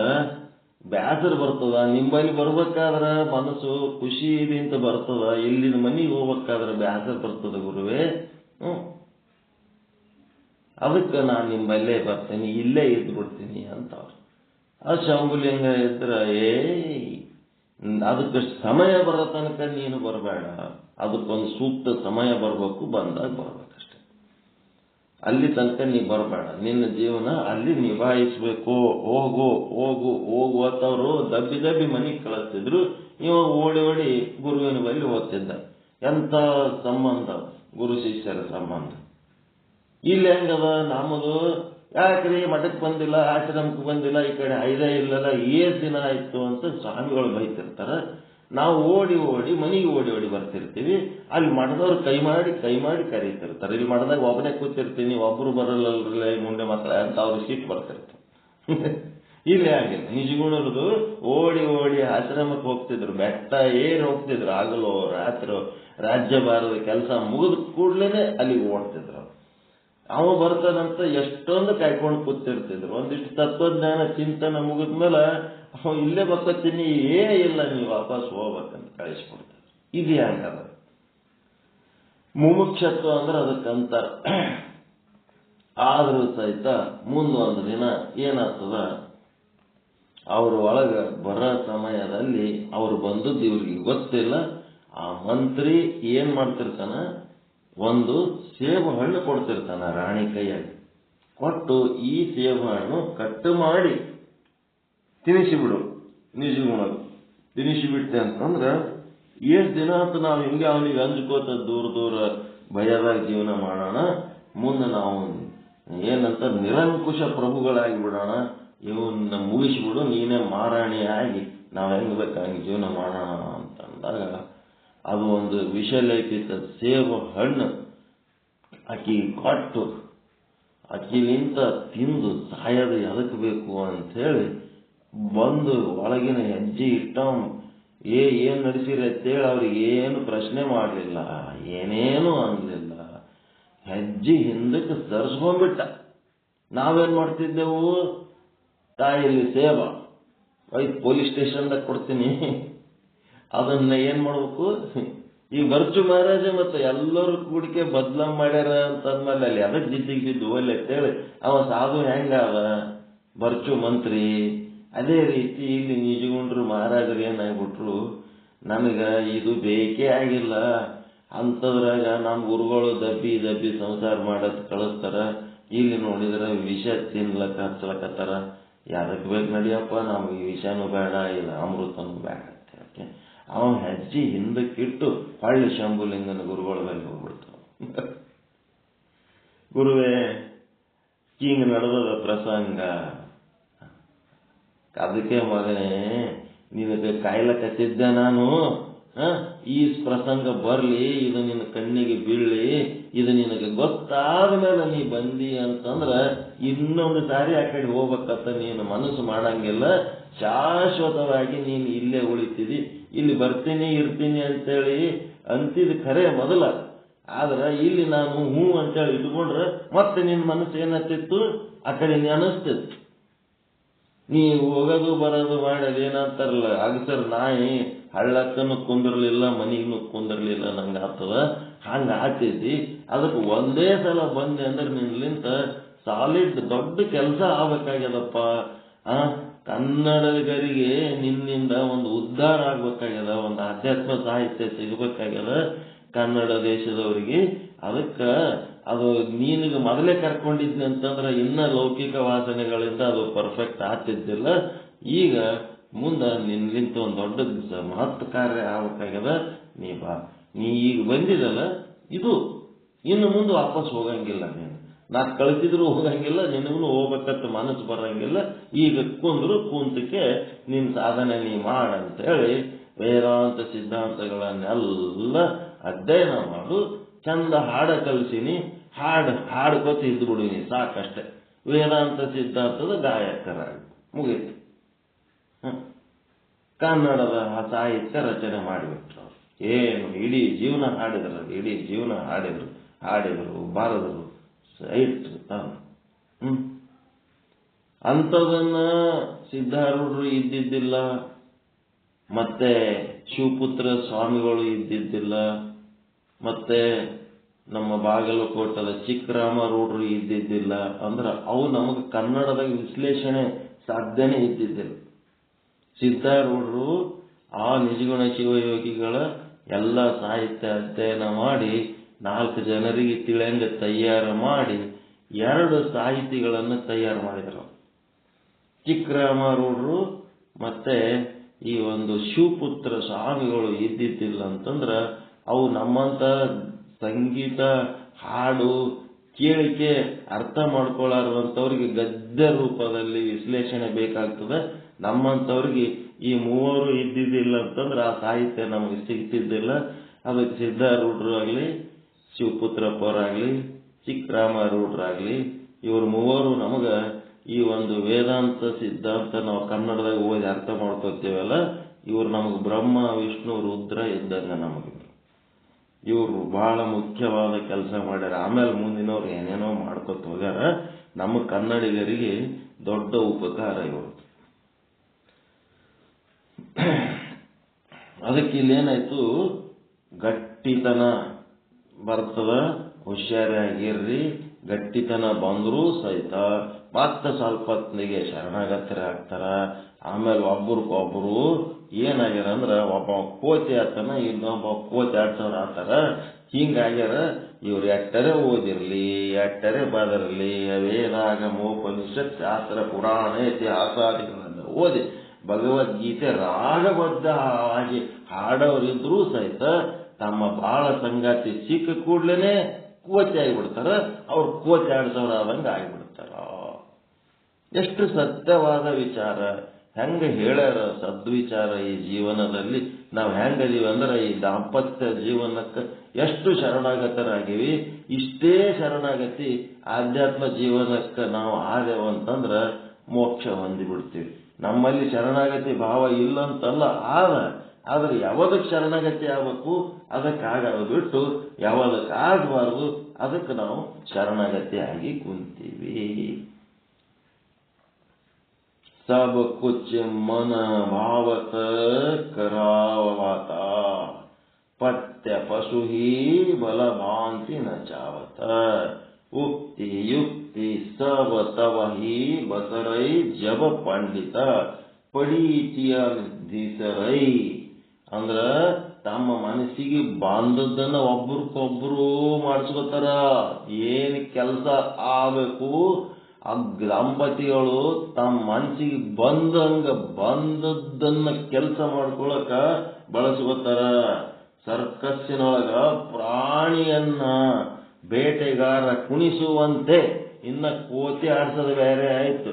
ಇನ್ನ ದೊಡ್ಡ ಉದಾಹರಣೆ, ಬೇಟೆಗಾರ ಸರ್ಕಸ್ ಪ್ರಾಣಿ ಎಷ್ಟರೇ ರಫ್ ಇರಲಕ್ಕ. ನನ್ನ ಹೆಂಡತಿ ಯಾರ್ಯಾರಿಗೋ ಹೇಳ್ತಿರ್ತಾಳೆ ಹಿಂಗೆ, ಮದುವೆಯಾಗಿ ಜಗಳಾಡೋ ಹುಡುಗರಿಗೆ, ಅವು ಬೆಕ್ಕದ ರಫ್ ಇರಲಿ, ಬೆಕ್ಕದ ವರ್ಕ್ ಇರಲಿ, ನೀನು ಸೋಲ್ಬೇಡ, ಅವನಿಗೆ ನೀನು ವಶದಾಗ ತಗೋಬೇಕು ನೀನು. ನಮ್ಮ ಮನೆಗೆ ಅದ ನೋಡಿ, ಎಷ್ಟು ಕಡ್ಡದ. ನಾವು ಹೇಳಿದ್ದು ಕೇಳಲ್ಲ, ಕೇಳಿದ್ದು ಹೇಳಂಗಿಲ್ಲ. ತನ್ನ ಪಡಿ ತಾನೇ ಏನ್ ಮಾಡ್ತಿರ್ತಾನ. ಅವನಿಗೆ ಹೆಂಗೆ ಇಟ್ಕೊಂಡಿನಿ ನೋಡು, ಹಂಗೆ ನೀನು ಇಟ್ಕೋಬೇಕಂತ ಕಲಿಸ್ತಿರ್ತಾವ ಬೇರೆಯವ್ರಿಗೆ. ನನ್ನ ಮುಂದೆ ಕಲಿಸ್ತಿರ್ತಾವ. ಹಂಗ ಏನಂದ್ರ ಪ್ರಾಣಿ ಬೇಟೆಗಾರ, ಅದು ಕಾಡು ಪ್ರಾಣಿ ಇದ್ದಂಗಿದ್ರು ಸಹಿತ ಅದನ್ನ ಕುಣಿಸ್ಬೇಕಂತ ಹಂಗ ಕಲಿಸ್ತಾವ. ಒಬ್ರಿಗೊಬ್ರು ಹಂಗ ಹೇಳ್ತಿರ್ತಾರ. ಅವ್ರು ಬೆಕ್ಕದ ರಫ್ ಇದ್ರು ಬಿಡ್ಲಕ್ ಹೋಗಬೇಡ ನೀನು, ತೊಳಗಿಸು. ಆವಾಗ ಮಾತು ಪ್ರಯತ್ನಗಳನ್ನೆಲ್ಲ ಏನ್ ಮಾಡ್ತಾರಂದ್ರ ತಮ್ಮ ಆಸೆಗಳು ಈಡೇರಿಸ್ಕೋತಾರ. ತಮ್ಮ ಮಾತುಗಳು ಏನ್ ಹೇಳ್ಬೇಕು ಅವೆಲ್ಲ ಹೇಳಿ ಆ ಕೆಲಸಗಳೆಲ್ಲ ಸಾರ್ಥಕ ಆಗುವಂಗ ಮಾಡ್ಕೊತಿರ್ತಾರ. ಎಷ್ಟು ಚೆನ್ನಾಗಿ ಓದಿದ ಪಂಡಿತ ಆದರೂ ಕೂಡ ಈ ಒಂದು ವಿಷಯದೊಳಗ ಏನಾತನ ಮರುಳನಾಗುತ್ತಾನೆ. ಒಂಥರ ಮರಳಿದ್ದಂಗ, ಅದನ್ನ ಹುಚ್ಚಿದ್ದಂಗ. ಈ ವಿಷಯದಾಗ ಮಾತ್ರ ಅವನು ಮರುಳನಾಗುತ್ತಾನೆ.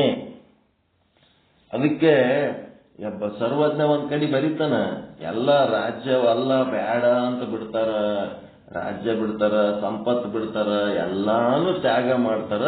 ತ್ಯಾಗ ಮಾಡಿದ್ಮೇಲೆ ಕಡೆಗೆ ಹೆಣ್ಣು ಏನಾರ ಸಿಕ್ಕಿತು ಅಂತಂದ್ರ ಇರ್ಲಿ ಬಿಡಪ್ಪ ಅಂತ ಹೇಳಿಕೆ ಹೆಣ್ಣಿಗೆ ಶರಣಾಗ ಎಲ್ಲ ತ್ಯಾಗ ಮಾಡ್ತಾರ. ಹೆಣ್ಣಿಗೆ ಶರಣಾಗತ ಆಗಂಕ ಮನಸ್ಸು ಮಾಡಂಗಿಲ್ಲ, ಗಟ್ಟಿ ಆಗಂಗಿಲ್ಲ.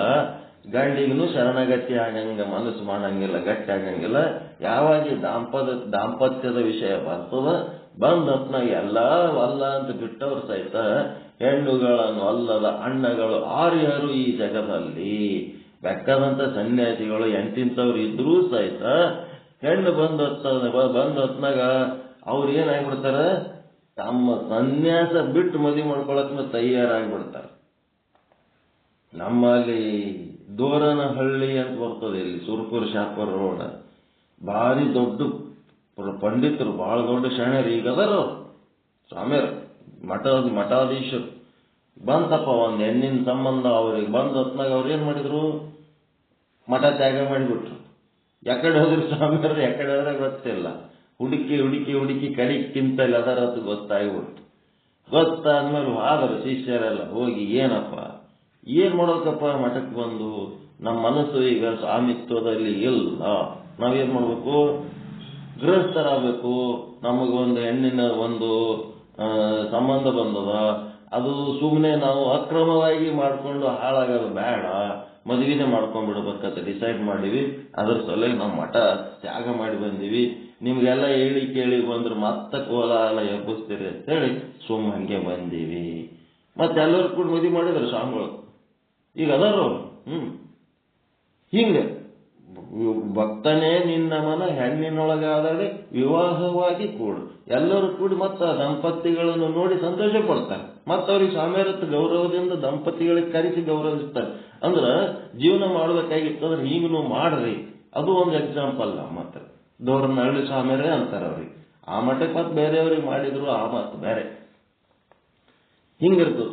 ಯಾಕಂದ್ರೆ ಅವರೆಲ್ಲರದು ಮನಸ್ಸು ಗೆದ್ದು ಪ್ರೀತಿ ಸಂಪಾದಿಸಿ ಮತ್ತೆ ಅವರದು ಜೀವನ ಆಶ್ರಮ ಪೂರ್ವಾಶ್ರಮ ತ್ಯಾಗ ಮಾಡಿ ಸನ್ಯಾಸಾಶ್ರಮಕ್ಕೆ ಬಂದ್ರು, ಆಳ್ಳೆ ಮತ್ತೆ ಪೂರ್ವಾಶ್ರಮಕ್ಕೆ ಹೋದ್ರು. ಆಯ್ತು ನಡಿ ಅಂತೇಳಿ ಸಮಾಜಕ್ಕೆ ಒಪ್ಪಂಗ ಜೀವನ ಮಾಡ್ಲಕತ್ತಾರೆ. ಈಗ ಮತ್ತೆ ಹಿಂಗ ಒಂದು ಅದ. ಅದಕ್ಕೆ ಯಾವಾಗ ಯಾವಾಗ ಪಂಡಿತನು ಶಾಸ್ತ್ರಗಳನ್ನ ವೇದಗಳನ್ನು ಓದಿಕೊಳ್ಳುವ ಮೂಲಕ ಜಬ ಕಬಹು ಸಮರತ ಯಹ ವೇದ ತವ ತಿಯಮೇ ಮಾನತ ಕಚುಚು. ಈ ವೇದ ಶಾಸ್ತ್ರಗಳು ನಿಮ್ಗೆ ಯಾವಾಗ ಓದಿದಾಗೂ ಸಹಿತ ಈ ಲೌಕಿಕ ಬದುಕಿನೊಳಗೆ ಆಗುವಂತ ಕಷ್ಟ ನಷ್ಟ ಅಪಮಾನ ಹಿಂಸೆ ದುಃಖದ ಪರಿಚಯ ಆಗ್ತದ ಇಲ್ಲ, ಅದ್ರಾಗ ಹೇಳ್ಯಾರ ಇಲ್ಲ. ಈ ದಾಂಪತ್ಯ ಜೀವನದೊಳಗೆ ಕಷ್ಟ ನಷ್ಟ ಅಪಮಾನ ಹಿಂಸೆ ದುಃಖ ಆದಂತ ಹೇಳ್ಯಾರೋ ಏನ್ ಸುಖ ಆದಂತ ಹೇಳ್ಯಾರೋ ಅಂತ ಮಾಡತ್ ಯಾರ ಹೇಳ್ಯಾರೇನು?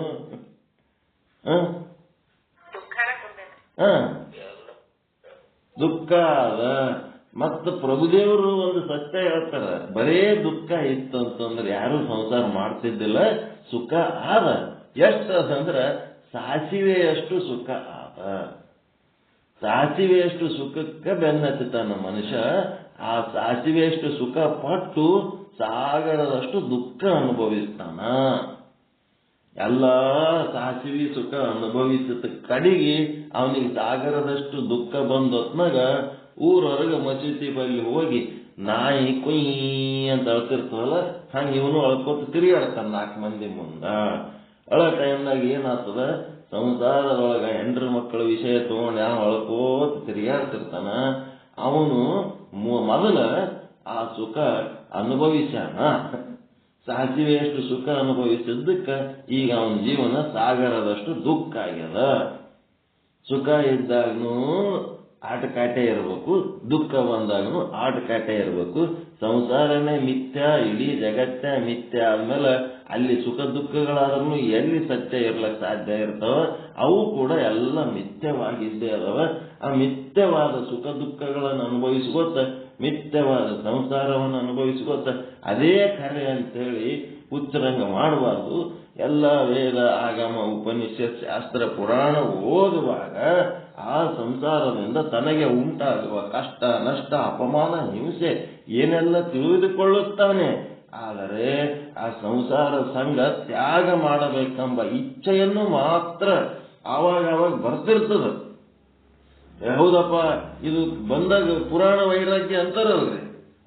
ಪುರಾಣದ ಕೂತಾಗ ಇದೆಲ್ಲ ವ್ಯರ್ಥ, ಇದೆಲ್ಲ ನಮಗೆ ವೇಸ್ಟ್, ಇದು ನಮ್ಮ ಆಯುಷ್ಯ ಶಕ್ತಿ ಸಾಮರ್ಥ್ಯ ಹಾಳು ಮಾಡ್ತದಂತ ಹೇಳಿ ಆವಾಗ ಪುರಾಣ ವೈರಾಗ್ಯ ಬರ್ತಿರ್ತದ. ಆದರೆ ಮತ್ತೆ ಅವರ ಸಂಗಾತಿಗಳ ಸಿಕ್ಕಾಗ ನೈನ ಸೈನ ಸರನಾರೈ ಅಂದ್ರ ಏನಾಗ್ತದ, ಒಬ್ಬರಿಗೊಬ್ರು ಕಣ್ಣಿಗೆ ಬಿದ್ದರು ಸಾಕು ಏನಾಗ್ಬಿಡ್ತಾರ, ಆಯ್ತು ನಡಿ. ಗಂಡ್ಮಕ್ಳು ನಡಬಾರ ಕೂತ್ ಪುರಾಣ ಕೇಳ್ತಿರ್ತಾನ. ಹೆಂಡತಿ ಹೆಣ್ಮಕ್ಳು ನಡ್ಬಾರ್ದು ಕೂತ್ ಪುರಾಣ ಕೇಳ್ತಿರ್ತಾರೆ. ಪುರಾಣ ಮುಗಿಯ ತನಕ ಒಬ್ರಿಗೊಬ್ರು ಹೌದ್ ಬಿಡಪ್ಪ, ಇದು ದಾಂಪತ್ಯದಿಂದ ಎಲ್ಲ ಜೀವನ ಶಕ್ತಿ ಸಾಮರ್ಥ್ಯ ಎಲ್ಲ ವ್ಯರ್ಥ ಆಗ್ತದ, ಇದೇ ಶಕ್ತಿ ಸಾಮರ್ಥ್ಯ ಆ ಪರಮಾರ್ಥ ಸಾಧನೆಗೆ ಬಳಸಿದ್ರ ಮೋಕ್ಷ ಆಗ್ತದ, ಹಂಗಾಗ್ತದ ಹಿಂಗಾಗ್ತದ ಎಲ್ಲ ಹೇಳಿದಾಗ ಹೌದ್ ಅಂತ ಕೇಳ್ತಿರ್ತಾರ. ಪುರಾಣ ಮುಗಿದ ಕೂಡ್ಲೇನೆ ಒಬ್ರಿಗೊಬ್ರು ಕಣ್ಣಿಗೆ ಬೀಳ್ತಾರ ನೋಡು, ಅವ್ರಿಗೆ ಇವ್ರಿಗೆ ಅವರು ನೋಡಿದ ಕೂಡಲೇ ಏನಾಗ್ಬಿಡ್ತದ, ಕಾಮ ಕ್ರೋಧ ಲೋಭ ಮೋಹ ಮದ ಮತ್ಸರ ಎಲ್ಲ ಬಾಣಗಳು ಚಾಲು ಆಗಿಬಿಡ್ತಾವ. ಮತ್ತೆ ಆ ಪಂಡಿತ ತಗ್ಗಿಗೆ ಬೀಳುತ್ತಾನೆ. ಒಬ್ರಿಗೊಬ್ರು ನೋಡೋಣ ಮತ್ತೆ ಎಷ್ಟು ಚಂದ ತಿಳ್ಕೊಂಡವರೆಲ್ಲ ಮತ್ತೆ ತಗ್ಗಿಗೆ ಬೀಳುತ್ತಾರೆ. ಇದು ಎಲ್ಲ ಜೀವಿಗಳ ಲೌಕಿಕ ಜೀವಿಗಳ ಅನುಭವ. ಎಷ್ಟೋ ಸಾರಿ ದಾಂಪತ್ಯ ಸಂಘಾತದಿಂದ ಅನಾನುಕೂಲತೆಗಳನ್ನು ಅರಿತು ವೈರಾಗ್ಯ ಉಂಟಾಗುತ್ತಿರುತ್ತದೆ. ಆದರೆ ಬಿಡುಗಡೆ ಅಷ್ಟು ಸುಲಭವಾಗಿಲ್ಲ, ಬಹಳ ಕಷ್ಟ ಅದ. ಅದು ಬಿಡುಗಡೆ ಅನ್ನೋದು ಬಹಳ ಕಷ್ಟ ಅದ, ಅಷ್ಟು ಸುಲಭ ಅಲ್ಲ. ಜಹರ ಕಟಾಚ ನೈನ ಸರೈ ಬೋರೈ. ಆಯ್ತಿದೇನು ನಿಮ್ಮ ಟೈಮ್ ಆಗ್ತದ, ಹಿಂಗೆ ಹುಚ್ಚ ಕೆಲಸ ಇದೆ ಹೇಳ್ಕೊತ ಹೋಗೋದು ಏನೂ ಇಲ್ಲ. ಇದೆಲ್ಲ ನಿಮ್ಗೆ ಗೊತ್ತಿದ್ದದ್ದೇ ಆದ. ಮತ್ತೆ ನಾವು ನಾಳೆಗೆ ಮುಗಿಸ್ಬಿಡಮಿದೆ ಸಾಕು. 90ನೇ ನಂಬರಿಗೆ ಜಗ್ಗಿ ಬಿಡಮಿದೆ, ಜಗ್ಗಿ ಅದಕ್ಕೆ ಹಿಂದಕ್ಕೆ ಹಾಕಿಬಿಡಬೇಕು. ಏನಿದು ಗೊತ್ತಿಲ್ಲದ ವಿಷಯ ಏನದು ಇದ್ರೊಳಗೆ ಎಲ್ಲ ಗೊತ್ತಿದ್ದದ್ದೇ ಅದ. ನಾಳೆಗೆ 85ರಿಂದ 90 ಒಂದು 5-6 ಇವು ಇರ್ತಾವ. ಡೋಗಳು ಮುಗಿಸಮು ನಡಬರ್ಕೆ ಏನಾದ್ರು ದೃಷ್ಟಾಂತ ಅವು ಬಂದು ಅಂತಂದ್ರೆ ಸ್ವಲ್ಪ ಟೈಮ್ ಹಿಡಿತದೆ. ಸಾಕಲ್ರಿ, ಏನ್ ಮಾಡ್ಬೇಕಿದ್ರೆ ಎಲ್ಲ ಗೊತ್ತಿದ್ದದ್ದೇ. ಈಗ ಗಟ್ಟಿವಾಳಯ್ಯ ಶರಣರು ಅಂತ ಇರ್ತಾರ, ಕಲ್ಯಾಣದ ಶರಣರು. ಅವರು ಬಹಳ ದೊಡ್ಡ ಶರಣರು, ಅದ್ಭುತ ಶರಣರು. ಆ ಶರಣರು ಒಂದು ಹೆಣ್ಣು ನೋಡಿ ಪಸಂದ್ ಮಾಡಿ ಮದುವೆ ಮಾಡ್ಕೊತಾರ. ಆ ಮದುವೆ ಮಾಡ್ಕೊಂಡ್ರೆ ಆ ಹೆಣ್ಣು ಮಗಳು ಮದುವೆಕಿಂತ ಮೊದಲೇ ತವ್ರ ಮನೆಯಾಗಿದ್ದಾಗೆ ಒಬ್ಬ ಪರಪುರುಷನ ಸಂಘದಾಗ ಇರ್ತಾಳ. ಮುಂದೆ ಮದುವೆ ಮಾಡ್ಕೊಂಡು ಬಂದಕ್ಕೆ ಇಲ್ಲಿ ಕಲ್ಯಾಣಕ್ಕೆ ಬಂದ್ಮೇಲೆ ಕಲ್ಯಾಣದಾಗ ಸಹಿತ ಆಕೆ ಅದೇ ಕೆಲಸ ಮಾಡಿ ಮತ್ತೊಬ್ಬವನ ಪರಪುರುಷನ ಸಂಘದಾಗ ಇರ್ತಾಳ. ಅವಾಗ ಏನಾಗ್ತದ, ಶರಣರ ಮನಿ ಅಂತೇಳಿ ಎಲ್ಲರೂ ಗೌರವ ಕೊಡ್ತಿರ್ತಾರೆ, ಎಲ್ಲ ಗೊತ್ತಿರ್ತದ. ಬಟ್ ಇವ ಯಾವನೋ ಒಬ್ಬ ಬಂದಕ್ಕೆ ಮನೆಗೆ ಬಂದು ಹೋಗೋದು ನೋಡಿ ಪಬ್ಲಿಕ್ ಮಾತಾಡ್ತಿರ್ತದ. ಮಾತನಾಡಿದ್ದು ಸಹಿತ ಶರಣರ ಕಿವ್ಯಾಗ ಹಾಕೊಳ್ಳಂಗಿಲ್ಲ. ಮತ್ತೆ ರೋಡ್ ಮೇಲೆ ಹೋಗಾಕ ಬರಾಕ ಸಹಿತ ಅವನಿಗೆ ಗೊತ್ತಾಗ್ಲಿ ಅಂತೇಳಿ ಒಂದಿಷ್ಟು ಇಂಡೈರೆಕ್ಟ್ ಮಾತಾಡಿ ಸಹಿತ ತಿಳಿಸ್ತಾರ. ಏನ್ ಹೇಳಿದ್ರು ಆ ತಲೆಗೆ ಹಾಕೊಳ್ಳಂಗಿಲ್ಲ. ಮುಂದೇನಾಯ್ತು, ಇಷ್ಟ ಯಾವಾಗರೆ ಇವನೇ ಗಟ್ಟಿವಾಳ ಏನೇ ಮನ್ಯಾಗ ಇದ್ದಾಗ ಅವ ಬಂದು ಬಾಗ್ಲ ಬಡದನು ಅಂತಂದ್ರ ಇವ ಎಂತವ ಇದ್ನಂತಂದ್ರ ನನ್ನ ಬಾಳ ಸಂಗಾತಿ ಅಂತ ಅಲ್ಲ, ಒಟ್ಟೊಂದು ಜೀವ ಇದೇನೋ ಈ ರೀತಿ ಸಂಗಾತಿಯಿಂದ ಆಕಿಗೆ ನನ್ಕಿಂತ ಹೆಚ್ಚಿಗೆ ಆಕಿಗೆ ಆನಂದ ಆಗ್ತಿತ್ತಂದ್ರೆ ಆನಂದ ಪಟುಗಳಿಗೆ ಬಿಡು ಅಂತ ಹೇಳಿ ಅವನಿಗೂ ದೊಡ್ಡ ವಿಶಾಲ ಹೃದಯ. ಇದೇನದ ಸ್ವಾರ್ಥ ಹೃದಯ, ನನ್ನ ಬಿಟ್ಟು ನೀ ಯಾರಿಗೆ ನೋಡ್ಲಕ್ ಹೋಗಬೇಡ ಅಂತೇಳಿ ಒಬ್ರಿಗೊಬ್ರು ಬೆದರಿಸ್ತಿರ್ತಾರೆ. ಗಂಡಿಗೆ ಹೆಂಡತಿ, ಹೆಂಡತಿಗೆ ಗಂಡ. ಇಲ್ಲಿ ಅವನದು ಏನ್ ವಿಶಾಲ ಹೃದಯ, ನನ್ಲಿಂತ ಆಕಿಗೆ ಏನ್ ಕೊರತೆ ಅದೋ, ಏನ್ ಸಮಸ್ಯೆ ಅದೋ, ಮತ್ತ ನನ್ಕಿಂತ ಹೆಚ್ಚಿನ ಆನಂದ ಆಗಿ ಕೊಡ್ತಾಳ ಅಂದ್ರೆ ಏನಕ್ಕೆ ಮಾಡ್ಕೊಳಕ್ ನಡಿ ಅಂತೇಳಿ ಅವ ಏನ್ ಮಾಡ್ತಿದ್ದ, ಎಮ್ಮಿ ಬಂದು ಬಾಗಿಲಕ್ ಬಡಿಲಕತ್ತ, ಎಮ್ಮಿ ಬಂದು ಬಾಗಿಲಕ್ಕೆ ಇರ್ಲಕತ್ತದ ನೋಡು ಅಂತೇಳಿ ಅವ ಏನ್ ಮಾಡ್ತಿದ್ದ, ಎದ್ದು ಹಿಂದಿನ ಬಾಗಿಲಿಂದ ಹೊರಗೆ ಹೋಗ್ಬಿಡ್ತಿದ್ದ. ಇಷ್ಟು ರೀತಿ ದೊಡ್ಡ ಮನಸ್ಸು ಮಾಡ್ಕೊಂಡು ಹೋಗಂತ ಗಟ್ಟಿವಾಳಯ್ಯ ಆ ಸುದ್ದಿ ಏನಾಗ್ತದ, ಬಸವಣ್ಣವ್ರ ಕಿವಿಗೆ ಬಿದ್ದು ಬಿಡುತ್ತೆ. ಬಸವಣ್ಣವ್ರ ಕಿವಿಗೆ ಬಿದ್ದ ಕೂಡ್ಲೇನೆ ಬಸವಣ್ಣವ್ರು ಸುಮ್ಮಿರಂಗಿಲ್ಲ. ಗಟ್ಟಿವಾಳಯ್ಯಗೆ ಕರೆದು ಇಲ್ಲಿ ಕಲ್ಯಾಣದೊಳಗೆ ನಾವೇನ್ ಮಾಡ್ಲಕತ್ತೀವಿ, ಸತ್ಯ ಶುದ್ಧ ಕಾಯಕ ಮಾಡಿ ಪರಿಶುದ್ಧ ದಾಂಪತ್ಯ ಜೀವನ ಹೆಂಗ್ ಮಾಡಬೇಕು ಅಂತೇಳಿ ಒಂದು ಐಡಿಯಲ್ ಆದರ್ಶವಾದಂತ ಸ್ಟ್ಯಾಂಡರ್ಡ್ ಇರುವಂತ ಒಂದು ಜೀವನ ಮಾಡ್ಲಕತ್ತೀವಪ್ಪ. ಅಂಥದ್ರಾಗ ನಾವು ವೇಶ್ಯಾವಾಟಿಕೆ ಮಾಡ್ಕೊಂಡು ಬದುಕಂತ ಹೆಣ್ಮಕ್ಳಿಗೆ ಶರಣೆಯರನ್ನಾಗ ಮಾಡೀವಿ. ನಾವು ದಾಂಪತ್ಯದ ಸೋಗು ಹಾಕಿ ಒಳಗಿಂತವು ಮಾಡಿದ್ರೆ ಇವಕ್ಕೆ ನಾವು ಅವಕಾಶ ಕೊಡಂಗಿಲ್ಲ. ಯಾಕಿನ್ನು ಮೊದಲ ಕಳಿಸು ಅಂತ ಹೇಳ್ಬಿಟ್ಟು ಆಯ್ತು ನಡಿ ಅಂತೇಳಿ ಯಾಕೆಂದು ತವ್ರ ಮನೆಗೆ ಬಿಟ್ಟು ಬರಮ್ಮ ಅಂತೇಳಿ ಗಟ್ಟಿವಾಳಯ್ಯವರು ತಯಾರಾಗಿ ನೀನು ತವ್ರ ಮನೆಗೆ ಹೋಗಮ್ಮ ನಡಿ ಅನ್ನೋ ಆಕೆ ಗೊತ್ತಾಗ್ಬಿಡುತ್ತೆ. ಇಲ್ಲಿ ಕಲ್ಯಾಣದಾಗ ಇದು ನಡೆಯಂಗಿಲ್ಲ, ಇದು ಗದ್ದಲ ಆಗ್ಯದ, ಇವ ಕಿವಿಗೆ ಬಿದ್ದದ ಅಂತ ಹೇಳಿ ನಾವು ಹೋಗ್ಬೇಕಾದ್ರೆ ಇವನ್ ಜೀವ ತಗೊಂಡೇ ಹೋಗ್ಬೇಕು, ಇವನಿಗೆ ಬಿಡಬಾರ್ದು ಅಂತೇಳಿ ಆಕಿನೂ ಡಿಸೈಡ್ ಮಾಡ್ತಾಳ. ಅವ ಯಾರು ತನ್ನ ವಿಟ ಪುರುಷನಿಗೆ ಮೊದಲೇ ಹೇಳ್ಬಿಡ್ತಾವ, ಹಿಂಗ ಇಂಥ ದಿನ ನಮಗೆ ಬಿಟ್ಟು ಬರ್ಲಕ್ಕೆ ಹೋಗ್ಲಕತ್ತಾರ, ನೀನು ದಾರ್ಯಾಗ ಹಂಗೆ ಜೊತೆಯಾಗಿ ದೂರ ದೂರ ಇದ್ದು ಬಾ, ನೀನು ಅವನಿಗೆ ಗೊತ್ತಿರ್ಲಾರ್ದಾಗ ನೀನು ಬಾ, ಇಬ್ರು ಕೂಡ ಅವನಿಗೆ ಮುಗಿಸ್ಬಿಡಮು ಅಂತ ನೋಟ್ ಅಂತ ಶರಣರು 770 ಶರಣರದಾಗ ಅವರು ಒಬ್ರು ಗಟ್ಟಿವಾಳಯ್ಯ ಶರಣರು. ಅವ್ರ ಚರಿತ್ರೆ ಇನ್ನ ಬಹಳ ರೋಚಕವಾದ ಚರಿತ್ರೆ, ಅವ್ರು ಬಹಳ ಚಂದ. ಅಲ್ಲಿ ಅರ್ಧ ದಾರಿಗೆ ನಿರ್ಜನ ಪ್ರದೇಶದೊಳಗೆ ನನಗೆ ನೀರು ಬೇಕು ಅಂತಾಳ. ಅವ ಬಂಡಿ ಹೊಡೆಯೋದು ಬಿಟ್ಟು ಪಾಪ ನೀರು ತರ್ಲಕ್ಕ ಹೋಗಿ ನೀರ್ ಹಿಂಗ್ ಬಗ್ಗಿರ್ತಾನ. ಇವ ಹಿಂದೆ ನಿಂತು ಒಂದು ದೊಡ್ಡ ಕಲ್ಲು ಅವನ ತಲೆ ಮೇಲೆ ಹಾಕಿಬಿಡ್ತಾನ. ಅವ ತಲೆ ಹೊಡೆದು ನೀರಾಗಿ ಮುಳುಗಿ ಬಿಡ್ತಾನ. ಒಂದು 5 ನಿಮಿಷ 10 ನಿಮಿಷ ಬಿಟ್ಟು ನೋಡಿದ್ರು ಅವನಿಗೆ ಕಣ್ಣಿಗೆ ಕಾಣಂಗಿಲ್ಲ. ಆಯ್ತು ನಾವು ಒಳಗೆ ಹೋಗಿ ನಡಿ ಸತ್ತಾನ ಅಂತ ತಿಳ್ಕೊಂಡು ಇವ ಬಂಡಿ ಹೊಡ್ಕೊಂಡು ತವ್ರ ಮನೆಗೆ ಕರ್ಕೊಂಡು ತವ್ರ ಮನೆಗೆ ಕರ್ಕೊಂಡು ಹೋಗೋಣ. ಮುಂದೆ ಯಾಕ ನಿನ್ ಗಂಡ ಬಂದಿಲ್ಲ, ಇವನು ಯಾರು ಬೇರೆ ಬಂದಾನಲ್ಲ ಅಂತಂದ್ರ, ಇಲ್ಲ ಅವನ ಕೆಲಸ ಭಾಳ ಅದ, ಅದಕ್ಕೆ ನನ್ನ ಜೀವ ಎನಿಸ್ತು ಕರ್ಕೊಂಡೋಗಿ ಬಿಟ್ಟು ಬಾ ಅಂತ ಅವರೇ ಕಳಿಸ್ಕೊಟ್ಟದಕ್ಕೆ ಬಂದೀವಿ ಅಂತೇಳಿ ಬಂದ್ಮೇಲೆ ಮುಂದೆ ಅಲ್ಲಿ ಏನಾಗತ್ತದ, ಆಕೆ ತವ್ರ ಮನೆಗಿದ್ದ ಒಬ್ಬ ಮನುಷ್ಯ, ಗಂಡನ ಮನೆ ಕಡಿದ ಒಬ್ಬ ಮನುಷ್ಯ, ಈ ಊರನವ ಆ ಊರವನ ಇಬ್ರು ಕೂಡಿ ಆಕೆ ಸಂಗಟ ಹಿಂಗೆ ಚಕ್ಕಂದ ಆಡ್ಕೋತ 4-6 ದಿವಸ 1 ವಾರ 10 ದಿವಸ ಇರೋದ್ರಾಗೆ ಮುಂದೆ ಗಟ್ಟಿವಾಳಯ್ಯ ಶರಣ ಬಂದ್ಬಿಡ್ತು. ಗಟ್ಟಿವಾಳಯ್ಯ ಶರಣ ಬಂದ ಮೇಲೆ ತೆಲಿಗಿಲಿ ಹೊಡ್ಕೊಂಡು ತಲೆ ಸೋರಿ ಎಲ್ಲ ಗಾಯ ಆಗಿ ಬಂದಿರ್ತಾನ. ಅವಾಗ ಏನ್ ಶರಣರೆ ಏನಾಯ್ತು ನಿಮ್ದು ಅಂತ ಪಾಪ ಅವ್ರದ್ದು ಗುರುಗಳು ಅಂತೇಳಿ ಬಹಳ ಅವನಿಗೆ ದೊಡ್ಡ ವ್ಯಕ್ತಿ ಅಂತೇಳಿ ಹೆಣ್ಣು ಕೊಟ್ಟಿರ್ತಾರ. ಅವನ ಜೀವನ ನೋಡಿದ್ರೆ ಹಿಂಗ್ ಮಾಡಿ ಇಟ್ಬಿಟ್ಟಿರ್ತಾರ. ಅದನ್ನ ಕೇಳಿಕೆ ಅವ್ರ ತಂದೆ ತಾಯಿ ಜಗ್ಗಿ ದುಃಖ ಪಡ್ತಾರ. ಎಂತ ನಿನ್ನ ಜೀವನ ಹೆಂಗ ಮಾಡಿಟ್ಟಳಪ್ಪ ಈಕೆ, ಎಂತ ಸ್ವಚ್ಛ ಬದುಕು ನಿಂದು, ನೀನು ಇಷ್ಟು ದೊಡ್ಡ ಗುಣ ಮಾಡಿ ಆಕಿ ಸಲುವಾಗಿ ನೀನು ಇಷ್ಟು ಮಾಡಿದ್ರು ಈಕೆ ಹಿಂಗ ಮಾಡ್ಯಾಳಲ್ಲ ಅಂತೇಳಿ ಮಗಳ ಮೇಲೆ ಭಯಂಕರ ಸಿಟ್ಟು ಬರ್ತದ ಅವ್ರಿಗೆ. ಸಿಟ್ಟು ಬಂದು ಅವರೊಂದು ಪ್ರಶ್ನೆ ಕೇಳ್ತಾರೆ, ಏನಪ್ಪ ಇಷ್ಟೆಲ್ಲ ಅಪಮಾನ ಹಿಂಸೆ ದುಃಖ ದಾಂಪತ್ಯದೊಳಗೆ ನಿನಗೆ ಅನುಭವಿಸ್ಬೇಕ, ಅದು ಹೆಂಗೆ ನಿನಗೆ ಸಾಧ್ಯ ಆಯಿತು, ಹೌ ಇಟ್ ಈಸ್ ಪಾಸಿಬಲ್, ಹೆಂಗೆ ಸಾಧ್ಯ ಆಯ್ತು ನಿನಗಿದು ಅಂತ ಕೇಳ್ತಾನೆ. ಅವ ಎಂತ ಮಾತಾಡ್ತಾನೆ ಗಟ್ಟಿವಾಳಯ್ಯ, ಆಕೆ ನನ್ನ ಧರ್ಮಪತ್ನಿ ರೀ. ಗಂಡನ ಹೃದಯದೊಳಗೆ ಧರ್ಮಪತ್ನಿ ಮೇಲೆ ಏನಿರ್ಬೇಕು, ಪ್ರೇಮನೇ ಇರಬೇಕು. ಧರ್ಮಪತ್ನಿಯ ಮೇಲ ಹೃದಯದೊಳಗ ಪ್ರೇಮನೇ ಇರಬೇಕು. ಯಾವ ಹೃದಯದ ಮೂಲೆ ಒಳಗೂ ಆಕೆ ಬಗ್ಗೆ ದ್ವೇಷ ಇರಲೇಬಾರದು. ನನ್ನ ಹೃದಯದೊಳಗ ಆಕೆ ವಿಷಯದೊಳಗೆ ಸಿಟ್ಟು ದ್ವೇಷ ಅಂತ ನನ್ನ ಹೃದಯದ ಯಾವ ಮೂಲೆ ಒಳಗೂ ಇಲ್ಲರಪ್ಪ. ಆಕೆ ನನ್ನ ಧರ್ಮಪತ್ನಿ, ಆಕೆಗೆ ನನ್ನ ಶುದ್ಧ ಹೃದಯದಿಂದ ಆಕೆಯನ್ನು ನಾನು ಪ್ರೀತಿ ಮಾಡ್ತೀನಿ. ಇದು ನಂದು. ಆಕೆ ಯಾವ ಮೂಲೆಯಿಂದ ನಾನು ದ್ವೇಷ ಮಾಡಲಿ, ಯಾವ ಹೃದಯದ ಯಾವ ಮೂಲೆಯಿಂದ ಆಕೆ ಮೇಲೆ ನಾನು ಸಿಟ್ಟಿಗೆ ಬರಲಿ, ಆಕೆ ವಿಷಯದೊಳಗೆ ನನಗೆ ಸಿಟ್ಟು ಇಲ್ಲ, ನನಗೆ ದ್ವೇಷನೂ ಇಲ್ಲ.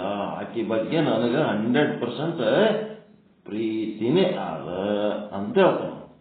ಎಂಥ ಸ್ವಚ್ಛ ಹೃದಯ, ಎಂಥ ಶುದ್ಧ ಹೃದಯ.